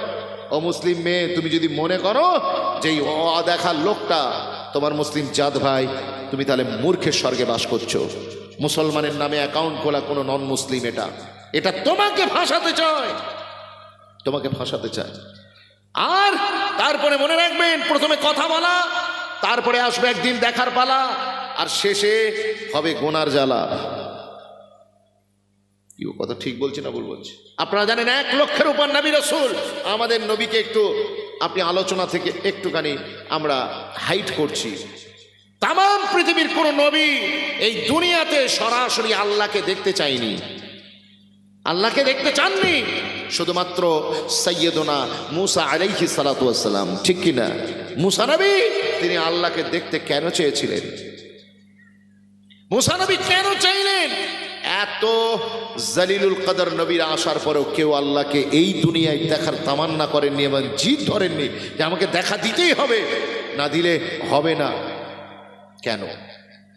মুসলমান মনে রাখেন, আদম থেকে ঈসা তাক সমস্ত নবীদের সাথে আল্লাহ কথা বলেছেন। বিভিন্ন ওহীর মাধ্যম আছে, হয় জিবরাইলের মাধ্যমে অথবা খবরের মাধ্যমে অথবা আবার আল্লাহ পর্দার আড়াল থেকে কথা বলেছেন। কিন্তু মনে রাখবেন, মুসা আলাইহিস সালাতু ওয়াস সালামের সাথে আমার আল্লাহ তুর পাহাড়ে ডাইরেক্ট কথা বলেছেন। আরো জোরে বলবেন না সুবহানাল্লাহ। মুসা নবীকে আমার আল্লাহ ডাকলেন তুর পাহাড়ে, মুসা নবী গেলেন, আল্লাহর সঙ্গে কথা বলা স্টার্ট হলো। কথা বলতে বলতে প্রতিদিন বলেন, কথা যেন আর শেষ হয় না। মুসা নবী আল্লাহর কথা শোনেন, আল্লাহ মুসা নবীর কথা শোনেন, মুসা আল্লাহর সাথে কালাম করেন, আল্লাহ মুসার সাথে কালাম করেন। ওয়া কাল্লামাল্লাহু মুসা তাকলিমা, আমার আল্লাহর সাথে মুসা নবী কথা বলেছেন। বিশ্বাস করুন, মুসা নবী আল্লাহর সাথে কথা বলতে বলতে, ও নওজোয়ান তরুণেরা যারা মনে করো সোশ্যাল মিডিয়াতে আমি 4 দিন কি চাঁদনি, আমি 4 দিনের মেহমান, আজকে কথা বলবো কাল ছেড়ে দেব, আপনার কি বলে আমি ত্যাগ করে দেবো, না না। পৃথিবীতে মানুষ সবচেয়ে বেশি যেটার মায়ায় পড়ে সেটা হলো আপনার কথা। কিসের মায়ায় পড়ে? আপনার কথাই মায়ায় পড়ে। একটা কথা আপনাকে ইনফ্লুয়েন্স করে দেওয়া যায়, এই কথাতে জাদু আছে। আমরা যে কথা বলি না, আমরা স্পিকার, এই কথা আপনার উপরে প্রভাব ফেলতে পারে। আর সারা পৃথিবীতে সবচেয়ে যার কথা মানব জগতের উপরে সবচেয়ে বেশি প্রভাব ফেলেছে সে হলো দুনিয়ার অন্য কেউ নয়, তিনি হলেন আব্দুল্লাহ কা দুর্রে ইয়তীম, আমিনা কা লাল, জোহরা কা বাবা, হাসনাইন কা নানা, সিদ্দিক কা ইয়ার, বেলাল কা গমখার। জোরে বলুন না সুবহানাল্লাহ। আমার রাসূলুল্লাহর কথা সবচেয়ে বেশি প্রভাবশালী আর কার্যকরী। হুজুরের এই কথা, কথাতে জাদু আছে। তো আমি বলছিলাম কথাতে মানুষ ফেঁসে যায়, কথাতে মানুষ ফেঁসে যায়। এই যে এতগুলো লোক বসে আছেন বিরিয়ানিতে না কথাতে, বলুন? এই কথা শোনার জন্য বসে আছেন না? এই এতগুলো লোক বিরিয়ানি এতক্ষণ যদি দেওয়া হতো আপনারা থাকতেন না, খাওয়া শেষ হতো পালিয়ে যেতেন। কথা ঠিক না বলুন? কিন্তু এখন আমার কথা শেষ হয়ে যাবে তবু আপনারা পালাবেন না, কারণ আমার পরে আরো ওলামায়ে দ্বীন আছেন, তারা আসবেন, তাদের কথা শুনবেন। কথার একটা জাদুকরী প্রভাব রয়েছে। মুসলমান মনে রেখে দেন, মুসা নবী যখন আল্লাহর সাথে কথা বলছেন, বলতে বলতে মুসা নবীর একসময় খেয়াল হলো যার কথা এত সুন্দর তাকে না জানি দেখতে কত সুন্দর। জোরে বলবেন না সুবহানাল্লাহ। তাহলে প্রথমে দেখার পালা, প্রথমে কথা বলা, তারপরে স্টেজ দেখার পালা। তরুণেরা মুসা নবী আল্লাহকে ডাক দিয়ে বললেন, রব্বি আরিনি আনজুর ইলাইক, এ রব্বি আল্লাহ मैं तुझे दीदार करना चाहता हूँ। আমার আল্লাহ বললেন, लन तरानी, तो हरगिज नहीं देख सकते। জোরে বলুন না সুবহানাল্লাহ। আমি তোমাকে দেখা দেব বটে, কিন্তু তোমার দেখার মতো যোগ্যতা তোমার ভিতরে ক্যাপাবিলিটি নেই, তুমি সহ্য করতে পারবে না, বরদাস্ত করতে পারবে না। কিন্তু মুসা নবী আল্লাহর বড় জলিলুল কদর নবী ছিলেন। মুসা নবী আবদার করেই গেলেন, আল্লাহ আমি দেখতে চাই, দেখতে চাই। কেন দেখতে চায়? এত দাবি করলেন যেহেতু আল্লাহ তার সাথে কোনো মাধ্যম ছাড়া সরাসরি কালাম করেছেন, তাই প্রথমে কথা বলা, তারপরে আসা দেখার পালা। আজকে যে যুবকগুলো সোশ্যাল মিডিয়াতে 24 আওয়ার্স অ্যাক্টিভ, তারা মনে করে যে আমরা just we are talking, not we are going to our relation. আমরা কেউ আর আগে বাড়বো না, কথা এখানে স্টপ হয়ে যাবে। মনে রাখবে, প্রথমে কথা বলবে, ধীরে ধীরে তোমাদের ভিতরে গভীর থেকে গভীরতর আলোচনা হবে, আর একটা সময় তোমরা দেখা করতে চাইবে। আমি বলছিলাম সেই গুপ্ত সংগঠনের কথা, যারা গভীরে হিন্দুস্তানের ভিতরে এই রকম ষড়যন্ত্র জাল বুনে দিচ্ছে। মনে রাখবেন, সেই সংগঠনের ছেলেগুলো তারা মুসলিম মেয়েদেরকে ডাকবে, তারা ডাকবে, ডেকে বলবে, কি বলবে? আপনার সঙ্গে দেখা করার কথা বলবে। আপনি মা, আপনি বোন আমার, আপনি চলে গেলেন। মনে রাখবেন, পৃথিবীতে একটা সচ্চা জিনিস আছে, সেটা হলো ব্ল্যাক ম্যাজিক। জানেন, কালো জাদু করা হয় মানুষকে, এটা সত্যতা আছে না নাই? আমার নবী বলেছেন আল আইনু হাক্কুন, এবং নবী পাক সাল্লাল্লাহু আলাইহি ওয়াসাল্লাম তানাকেও জাদু করা হয়েছিল, কথা ঠিক না ভুল? আপনারা জানেন ইয়াহুদি পণ্ডিত লাবিদ বিন আসিম তিনি আমার নবীকে, নবী পাকের চুল মোবারক নিয়ে 11টা গিঁট বেঁধেছিল। জি, 11টা গিঁট বেঁধে সে কি করেছিল, রসুল্লাহকে জাদু করেছিল।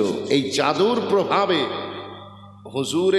হুজুরকে ক্ষতি করার ক্ষমতা দুনিয়ার কেউ নেই, কিন্তু উম্মাদকে শেখানোর জন্য আমার আল্লাহ হুজুরকে মুআল্লিম বানিয়ে পাঠিয়েছিলেন। তাই হুজুরের উপর থেকে এই সমস্ত কার্যক্রম আল্লাহ গ্রহণ করেছিলেন। বিশ্বাস করুন, 11টা যখন গিঁট বেঁধেছে, গিঁট বেঁধে সেই চুলটাকে নিয়ে একটা পোড়ো কুয়া, পরিত্যক্ত কুয়ার নিচে পাথর চাপা দিয়ে রাসূলের চুল মোবারককে রেখে দেয়া হয়েছিল। হুজুরের বাড়িতে ঢুকিয়েছিল কাজের ছেলেকে, একটা কাজের ছেলেকে ইয়াহুদিরা, সেই কাজের ছেলেটা একটা ইয়াহুদিদের বাচ্চা ছেলে, এই রকম বাচ্চা ছেলে, তাকে ঢুকিয়েছিল হুজুরের বাড়িতে কাজের ছেলে হিসেবে। কত বুঝতে পারছেন? সেই একই পলিসি চলছে। কত বুঝতে পারছেন? এইখানে একই পলিসি চলছে। তো এখানে ঢোকানোর পরে তাকে বলে দিয়েছিল, তুই একটা মুহাম্মদ সাল্লাল্লাহু আলাইহি ওয়াসাল্লামের মাথার চুল, দাড়ির চুল সংগ্রহ করে নিয়ে আসবি। সে কি করেছিল, সংগ্রহ করে নিয়ে এসে ওই ইয়াহুদি পণ্ডিত লাবিদ বিন আসিমকে দিয়েছিল। তারপরে সে জাদু করে গাঁট দিয়ে একটা পরিত্যক্ত কুয়া, পোড়ো কুয়াতে সেইখানে পাথর চাপা দিয়ে রেখেছিল। তো আমার নবী পাক রোজ আস্তে আস্তে আস্তে আস্তে অসুস্থ হচ্ছেন, শরীর ভেঙে যাচ্ছে, শীর্ণকায় জীর্ণকায় হয়ে যাচ্ছেন। সাহাবায়ে কেরামরা উদ্বিগ্ন, কি করলে কি হবে। অনেক অনেক কিছু করা হলো তৎকালীনের হিসেবে, অনেক কিছু করা হলো, কিন্তু কিছুতেই হুজুরের স্বাস্থ্যের উন্নতি ঘটছে না। মুসলমান মনে রেখে দেন, একদিন আমার নবী পাক সাল্লাল্লাহু আলাইহি ওয়াসাল্লাম অসুস্থ অবস্থায় তিনি ঘুমিয়েছিলেন। এমন সময় স্বপ্নে দুইজন ফারিস্তা দেখতে পেলেন। ফারিস্তা একজন মাথার কাছে, একজন পায়ের কাছে আমার নবী পাককে আরাম ফরমাচ্ছেন। তারা স্বপ্নের মধ্যে এসে হুজুরের মাথার কাছে আর পায়ের কাছে নিজেদের ভিতরে কথোপকথন করছে।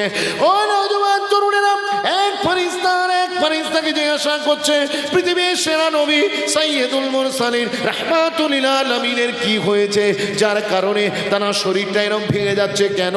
ওই সময়তে দ্বিতীয় ফারিস্তা বলছে, কেন তুমি জানো না, ওনাকে তো একদল দুষ্টু লোক জাদুকরেরা তারা জাদু করেছে। বলে কেমন করে জাদু করলো? বলে ওনার একটা চুলকে সংগ্রহ করে 11টা গিঁট লাগিয়ে জাদু করা হয়েছে। আচ্ছা, ওই জাদু কোথায় রাখা হয়েছে, কোথাটায় করে রাখা হয়েছে? বলে অমুক পরিত্যক্ত কুয়ার নিচে পাথর চাপা দিয়ে রাখা হয়েছে। ও মুসলমান, ওই সময় আমার নবী পাকের সামনে তারা নিজেরা কথোপকথন করছে। আল্লাহ নবী খবরের মধ্যে সব শুনছেন। দেখলেন ওই ফারিস্তা বলছেন, জিজ্ঞাসা করছেন একজন আর একজনকে, এখান থেকে পরিত্রাণের উপায় কি? ওই সময়তে তারা দুজন বলেছিলেন, আল্লাহ পাক সূরা নাস আর সূরা ফালাক যে নাযিল করেছেন, ওইখানে দুটো সূরা মিলিয়ে 11টা আয়াত আছে। প্রত্যেকটা গিঁট খুলবে আর একটা একটা করে আয়াত পড়ে ফু দেবে। প্রত্যেকটা গিঁট খুলবে, একটা একটা করে আয়াত পড়ে ফু দেবে। এক সময় 11টা আয়াত শেষ হয়ে যাবে, 11টা গিঁট খুলে যাবে, আর দুনিয়ার সেরা মহামানব রাসূলুল্লাহ আবার সুস্থ হয়ে যাবে। আমার নবী পাককে কালো জাদু করা হয়েছিল। ওই কালো ব্ল্যাক ম্যাজিক এখনো মার্কেটে আছে, ব্ল্যাক ম্যাজিক আছে, জাদু করা হয়। চোখের বদনজর, একজন আর একজনের দিকে যদি কুদৃষ্টিতে তাকায়, হিংসাত্মক দৃষ্টিতে তাকায়, এগো ক্ষতি হবে না? হবে না? তবে আমার নবী বলেছেন, আলা আইনু হক, বদনজর সত্য, বদনজর সত্য। সেই জন্য নিজের শরীরকে সবসময় বন্ধ করতে হয়। সকালবেলা ঘুম থেকে উঠে শরীরকে সূরা নাস ফালাক দিয়ে, ঘুমোতে যাওয়ার সময় নাস ফালাক দিয়ে বন্ধ করবেন, আয়াতুল কুরসি পড়বেন। এগুলো তো সব আপনারা জানেন, জীবনে রাখবেন। আমার নবী পাক সাল্লাল্লাহু আলাইহি সাল্লামকে যদি জাদু করতে পারে, এরা আমাদেরকে জাদু করতে পারবে না? কথা বলে না। জি, ওই মার্কেটে বাগানে নিয়ে যাবে, গার্ডেনে ঘুরতে নিয়ে যাবে মুসলিম মেয়েকে, কালা জাদু মিঠাই, চকলেট, ক্যাডবেরি, জি ডেয়ারি মিল্ক আপনাকে তুলে দেবে। ওটার ভিতরে যে জাদু করা নেই আপনি কি জানলেন? আপনি মহিলা, আপনি একটু খেলেন, খাবার সাথে সাথে আপনার দিমাগ কেটে যাবে। এই তো কদিন আগের ঘটনা। একজন আলেমে দ্বীন, ভারতবর্ষের একজন প্রথিত যশা আলেমে দ্বীন, তার কাছে এসে বাপ আর মা দুজনে ডুকরে ডুকরে কাঁদছে, ডুকরে ডুকরে কাঁদছে। বাপ আর মা বলে, হুজুর আমাদের জিন্দেগি, এই দুনিয়া পুরো সারখার হয়ে গেল। আল্লাহ আমাদের যে সুখের ঘর দিয়েছিলেন, আমরা যে হেসে খেলে দিন যাপন করছিলাম, মনে হয় আমরা আর কোনোদিন সুখী হতে পারবো না। বলে কেন, কি হয়েছে? বলে আমাদের একমাত্র কন্যা যাকে আমরা এত মহাব্বত করতাম, ভালোবাসতাম, এবং মেয়েটা সত্যিকার অর্থে দিনদার। ওর কোনো নামাজ কাজা ছিল না, বেপর্দা হয়ে কোনো দিন বাইরে বের হতো না, ইবাদত বান্দেগি দ্বীনের খেয়ালাত নিয়ে সবসময় বড় হচ্ছিল। কিন্তু ওই সোশ্যাল মিডিয়াতে অ্যাক্টিভ থাকার কারণে কার সাথে কি যোগাযোগ হয়ে তার সাথে মিট করতে গিয়েছে। আমরা এদিকে বিয়ে ঠিক করেছি সাউথ আফ্রিকায়, ছেলে বিশাল বড় একজন বিজনেসম্যান, ছেলের স্ট্যাটাস এত, প্রোফাইল এত হাই, কিন্তু আমার মেয়ে সে শুনলো না, আমাদের কথা শুনেনি। সে বলল আমি ওই বিয়েতে রাজি নয়। একটা নন মুসলিম ছেলের সাথে, যে ছেলেটার সঙ্গে সে কথা বলতো তার সাথে পার্কে গিয়ে তারপর থেকে মেয়েটা ইসলাম ধর্ম ত্যাগ করে হিন্দু ধর্ম পালন করছে। বাপ মা আপনার জমিনে পড়ে গড়াগড়ি দিয়ে কাঁদছে। যার কাছে ঘটনা ঘটেছেন তার মুখ থেকে এটা আমি নিজে কানে শুনেছি। তিনি বলছেন এই অবস্থা দেখে আমার চোখে পানি এসে গেল। আমি তো এই রিলেশনগুলো এইগুলো সব জানতাম, ভারতবর্ষে কি চলছে না চলছে, মুসলিম যুবতীদেরকে কিভাবে ধর্মান্তরণ করার পরিকল্পনা গোপনে চলছে, আমরা এগুলো টুকটাক জানতাম। কিন্তু এই ঘটনাগুলো সামনে আসার পরে আমাদের এই ধারণার বিশ্বাস বদ্ধমূল হলো। আমার মা বোনেদেরকে বলবো, তোমরা কিসের জন্য সোশ্যাল মিডিয়ায় পড়ে আছো, কি ফায়দা আছে ওখানে? বের হয়ে এসো। নিজের পরিচিত লোক ছাড়া কারোর সাথে ইন্টারঅ্যাক্ট করার কোনো সুযোগ নেই। বর্তমানে মনে রাখবে, ভারতবর্ষের চিত্র খুবই খারাপ। আমি অনুরোধ করব আমার যুবতী বোনেদেরকে, ইজ্জত কামাতে বহুত সময় লাগে, কিন্তু ইজ্জত যেতে কোনো সময় লাগে না। আর মাথা তুলে বাঁচার মতো এ সম্মান আমার রসুলুল্লাহর ইসলামই তোমাকে দিয়েছে। দুনিয়ায় যেখানে যাবে শুধু ধাক্কা আর ধাক্কাই খেতে থাকবে। ওই পার্কে নিয়ে গিয়েছিল মেয়েটাকে, সেখানে কালো জাদু করে খাইয়ে দিয়ে, বাপ মার পছন্দ হয়নি, ঘর নেই, দৌড় নেই, চাল নেই, চুলো নেই, তা আবার অন্য ধর্মে, সেইখানে তার সাথে বিয়ে করে ঘর সংসার করছে। বাপ মা কেঁদে হায় যারে যার। তখন আলেমে দিন বললেন, এক কাজ করুন, আপনারা আল্লাহর কাছে নিজেদের গোনার খাতা কথা স্মরণ করে আল্লাহর কাছে কাঁদুন। রাত্রে তাহাজ্জুদের মুসাল্লাতে নামাজের মুসাল্লা ভিজিয়ে ফেলুন, চোখের পানি ভিজিয়ে ফেলুন। আপনারা সাজদার মাটিকে, আল্লাহর জমিনকে সাজদা দিয়ে ভরিয়ে দিন। আপনারাও আল্লাহর কাছে দোয়া করুন, আমিও দোয়া করছি। ইনশাআল্লাহ আল্লাহ চাইলে আপনার মেয়েকে আল্লাহ ফিরিয়ে দেবেন। বলুন না সুবহানাল্লাহ। তুমি বাপ মাকে ডেকে বললেন যে আপনারা এক কাজ করেন, একবার খালি ওই মেয়েটাকে কোনো ক্রমে আমার কাছে নিয়ে আসেন। বাপ মার সাথে রিলেশন নেই, বাপ মা গেলে দূর করে তাড়িয়ে দেয়। সে যেখানে থাকে যুবকটার সাথে, বাপ মা যদি দেখা করতে যায়, বাপ মার সাথে কোনো রিলেশন নেই, সব কিছু ছেড়ে দিয়েছে, বোরখা হিজাব নেকাব সব ত্যাগ করে দিয়েছে, বেপর্দা হয়ে খুলে আম ঘুরে বেড়াচ্ছে। কথা বুঝতে পেরেছে? যেমন তাদের কালচার, সেই কালচারে পুরো মিশে গিয়েছে। আর ইসলাম, মুহাম্মদ সাল্লাল্লাহু আলাইহি ওয়াসাল্লাম, দ্বীন, কোরআন তার কাছে বিষ, বাপ মা তার কাছে শত্রু। বাপ মা বলে, হুজুর বললেন যান না, একবার কোনো ক্রমে তাকে একটু বুঝিয়ে সুজিয়ে যদি নিয়ে আসেন। কয়েকদিন দোয়া মোনাজাত আল্লাহর কাছে কাঁদা কাটার পরে এনারা গেলেন মেয়েটার কাছে। মেয়েটা বললে ঠিক আছে চলো, কার কাছে তুমি নিয়ে যাবে, কার সাথে দেখা করাবে বলে তার কাছে নিয়ে এসেছে, হুজুরের কাছে। হুজুর আগে থেকেই পানি পড়ে রেডি করে রেখেছিলেন, সেই পানিতে ফুঁ দিয়ে গিয়েছে।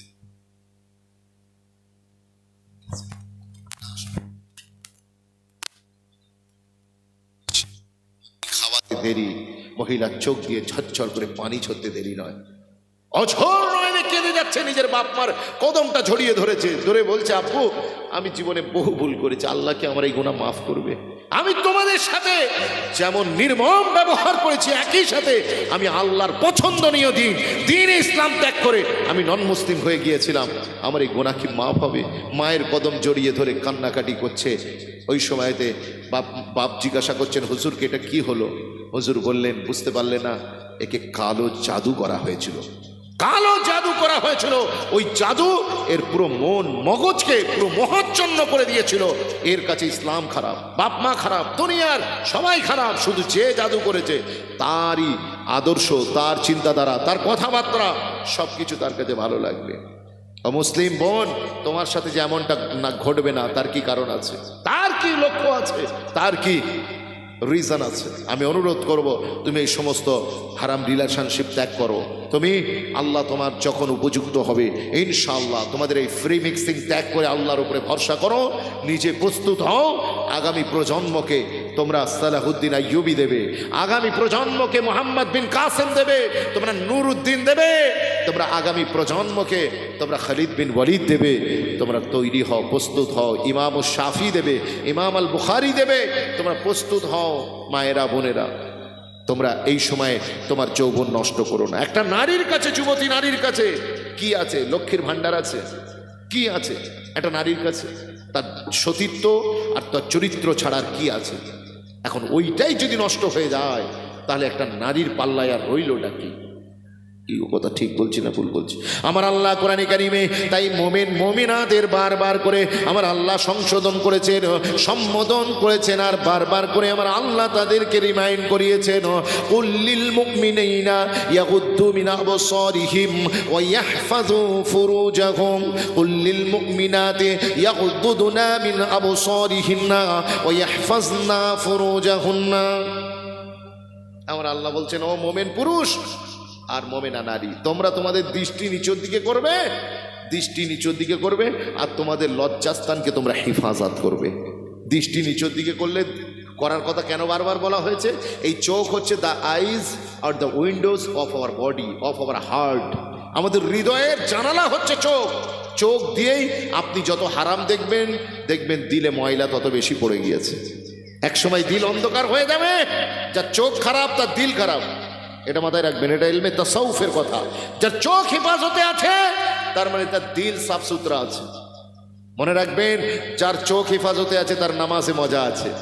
যার চোখ হেডলাইট ঠিক আছে তার সামনে আল্লাহর মারিফাতের রাস্তায় পাড়ি দিতে কোনো কষ্ট হয় না, তার অন্তর সাফ সুতরা। যার চোখ এদিক ওদিক হচ্ছে, এদিক ওদিক হচ্ছে, 19-20 হচ্ছে, বিশ্বাস করুন তা ইবাদতে সুকুন পাবে না, মনে শান্তি পাবে না, ইতমিনান পাবে না, মজা পাবে না, লুৎফ পাবে না। যুবক যুবতীর চোখের দৃষ্টিকে হেফাজত করুন, চোখের দৃষ্টিকে হেফাজত করুন। আমি বলছিলাম আমাদের যুবকদের ভিতরে বেড়ে গিয়েছে অবাধ মেলামেশা। নাম্বার 3 নম্বর যে কারণটা আমাদের যুবকদের মেজর প্রবলেম, সেটা হচ্ছে মাদকতা, ড্রিঙ্কস। মদ্যপ হয়ে গিয়েছে আমাদের বহু যুবক, মুসলিম যুবক, এরা মাতাল হয়ে গিয়েছে, আছে না? মদ খাচ্ছে, গাঁজা খাচ্ছে, তাড়ি খাচ্ছে, আফিম খাচ্ছে। ভাই আসছেন নাকি? মাশাআল্লাহ, তাকবীর, নারায়ে তাকবীর, নারায়ে তাকবীর। কিন্তু আমি ছোট মানুষ, বুঝি কম, বলি কম। ছুরি লাল বাটের কি কালো বাটের এটা দেখবেন না, ছুরিতে ধার আছে কিনা সেটাই দেখবেন। বক্তা দেশি কি বিদেশি ডাজন্ট ম্যাটার, বক্তার ভিতরে ইলমি মাহারাত আছে কিনা, আমলের কামালিয়াত আছে কিনা, দ্যাটস ইম্পর্টেন্ট। এটা আমাদের খেয়াল রাখতে হবে। এতক্ষণ আপনাদের খিদমতে আলোচনা রাখছিলেন আমার অত্যন্ত প্রিয়, আপনাদের এলাকার প্রত্যেক মানুষের নয়নের মণি, আপনাদের মসজিদের মুআজ্জাজ মুকাররম মোহতারাম ইমাম সাহেব হুজুর জনাব হজরত মাওলানা হাসানুজ্জামান সাহাব, তারও পূর্বে হাফিজ শফিউল্লাহ সাহাব, তিনিও কথা বলেছেন। এবং আমার পরে সম্ভবত ঝাড়খণ্ড থেকে আমার প্রিয় ভাই এবং যোগ্য আলেমে দ্বীন জনাব হজরত মাওলানা মুফতি জাহাঙ্গীর আলম সাহাব, তিনিও আসবেন, কথা বলবেন। আমি রাস্তা থেকে শুরু করে আশপাশে যেখানেই যারা আছেন সকলকে অনুরোধ করছি আপনার মোতাবাররাত মেহফিলে এসে হাজির হয়ে যান। যেহেতু রাত গভীর হবে না, একেবারে আমরা আপনাদের আর্লি মর্নিংয়েই সকাল সকাল ছেড়ে দেব, বেশি দেরি করাবো না। মনে রাখবেন, জলসা একদিকে হচ্ছে আর চতুর্দিকে লোকজন ছড়িয়ে ছিটিয়ে আছে। জলসার গুরুত্ব কবে থেকে কমে গেল, জলসার যে ইম্পর্টেন্স এটা কবে থেকে ডাউন হয়ে গেল জানেন? যেদিন রুটিন নাম পিৎজা হয়ে গেল, শক্তি অটোমেটিক কমে গেল। ঠিক বলছি না ভুল বলছি? লক্ষ্য করে দেখুন, যেই দিন শিক্ষক ব্যবসায়ী হয়ে গেল সেই দিন এলাকা থেকে শিক্ষা উঠে গেল। লক্ষ্য করে দেখুন, আমরা যারা এখানে এসেছি আমাদেরকে বুঝতে হবে যে যেদিন জলসার মেলা একসাথে হওয়া শুরু হলো, ওই দিন এলাকা থেকে জলসার যে নূর, জলসার যে লুৎফ মজা, সেটা অটোমেটিক চলে গিয়েছে। মানুষ কোন দিকে যাবে এবং ফারিস্তারা, অ্যাঞ্জেলসরাও, তারাও খুব টেনশনে আছে যে আমি এই বান্দাকে কোন খাতায় রাখবো।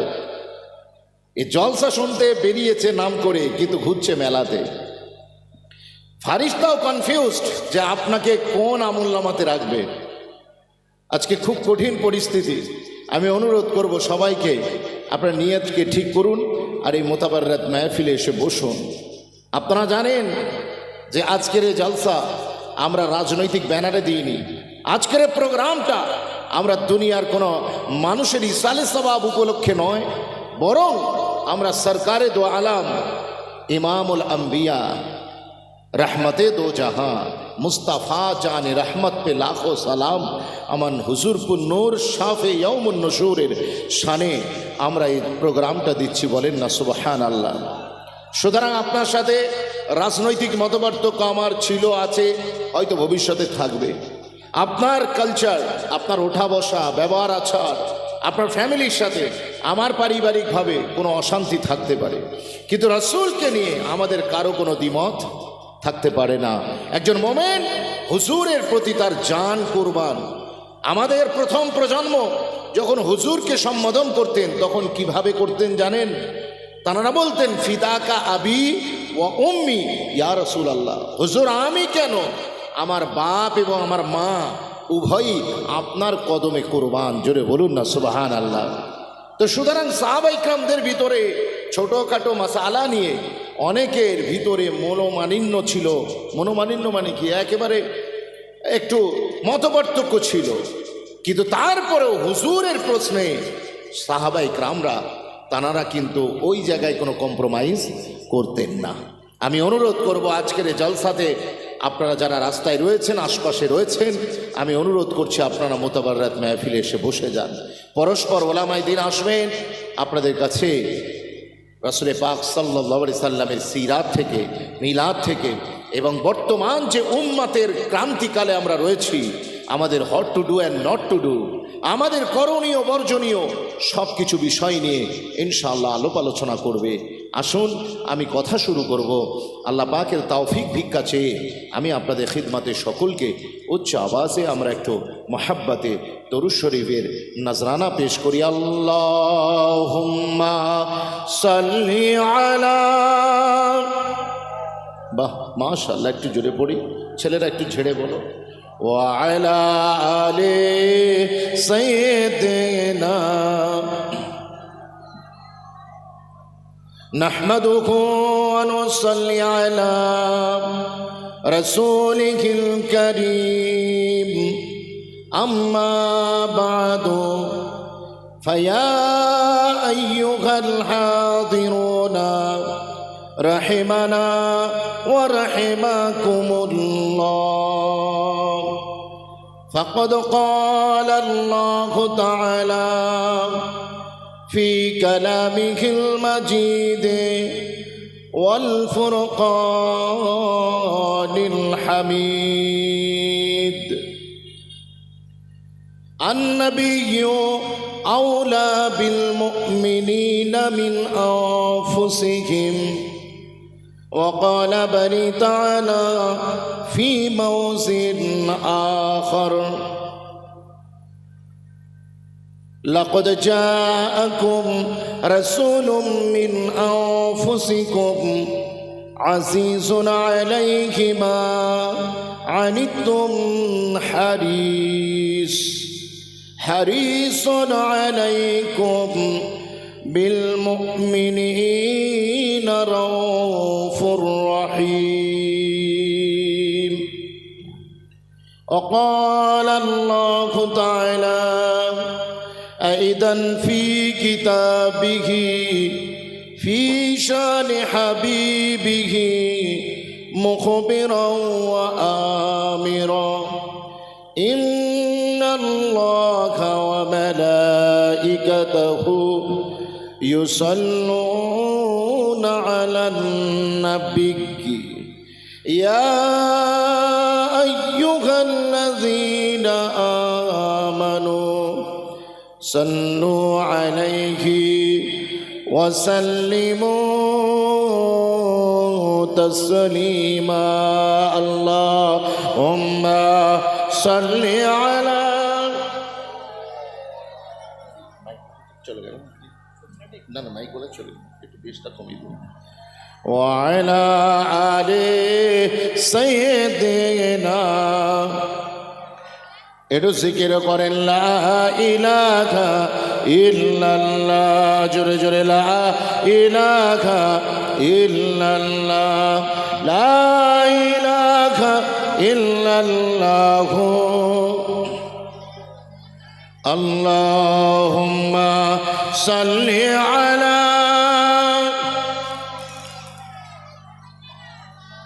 وعلى آل سيدنا बिन देखे मोहम्मद पर कुर्बान ज़माना है जुड़े बोलें ना सुभान अल्लाह दुनिया बोलছে লাভ এট ফার্স্ট সাইট প্রথমে দেখো তারপরে কাউকে প্রেম করো কিন্তু দুনিয়ার এই থিওরি আমার রাসূলুল্লাহর ক্ষেত্রে ব্রেক করে গিয়েছে বলুন না সুবহানাল্লাহ তার কারণ শুধুমাত্র আমাদের পূর্ব নারায়ণপুরের মানুষ নয় বরং পৃথিবীর 1.8 billion people around the world they didn't see their prophet but they love their prophet জোরে বলুন না সুবহানাল্লাহ আমরা শুধুমাত্র নারায়ণপুরের মানুষ নয় বরং পৃথিবীর 180 থেকে 200 কোটি মুসলমান আমরা সবাই আমাদের নবীজিকে না দেখেই হুজুরের প্রেমে পড়ে গিয়েছি জোরে বলুন बिन देखे मोहम्मद पर कुर्बान ज़माना है जिस जिस को भी देखा है वो उनका दीवाना है रोज़ा है जो आका का जन्नत का टुकड़ा रोज़ा है जो आका का जन्नत का टुकड़ा है हुजरे में तो अम्मी के रहमत का खजाना है आरो जोरे बोलो न सुभान अल्लाह हुजरे में तो अम्मी के रहमत का खजाना है जिस जिस को भी देखा है ओ उनका दीवाना है उस दियों से बुरादी पर पहुंची है मेरी किस्मत उस दियों से बुरादी पर पहुंची है मेरी किस्मत जिस दियों से मोहम्मद का होठों पे तराना है जिस दियों से मोहम्मद का होठों पे तराना है जिस जिस को भी देखा है ओ उनका दीवाना है अल्लाहुम्मा सल्ली अला व अला आले सय्यिदिना মঞ্চ উপবিষ্ট আপনাদের শ্রদ্ধা ভাজন ইমাম সাহেব হুজুর সেই সাথে এই মহল্লার মসজিদের মুয়াজ্জিন যে মানুষটা আমাদেরকে এভরি সিঙ্গেল ডে হি কলস out for the prayer in 5 Times 5 বার করে নামাজের কথা স্মরণ করায় এই মুয়াজ্জিন সাহেবের প্রতি আমাদের শ্রদ্ধা ভালোবাসা রইল তার কারণ মুয়াজ্জিন সাহেব তো এমনি ডাকে কেউ আসে না কিন্তু তারপরও বেচারা ওই ডিউটি পালন করছে তো করছে কি করছেন না কথা বলেন হচ্ছে মনে রাখবেন মুসলমান কাউকে ভয় করে মুসলমান কাউকে ভয় করে না এমনকি আল্লাহকেও ভয় করে না যদি করত তাহলে মুয়াজ্জিনের ডাকার পরে মসজিদে গিয়ে দেখতেন ফাঁকা পড়ে থাকতো না কথা ঠিক বলছি না বলুন?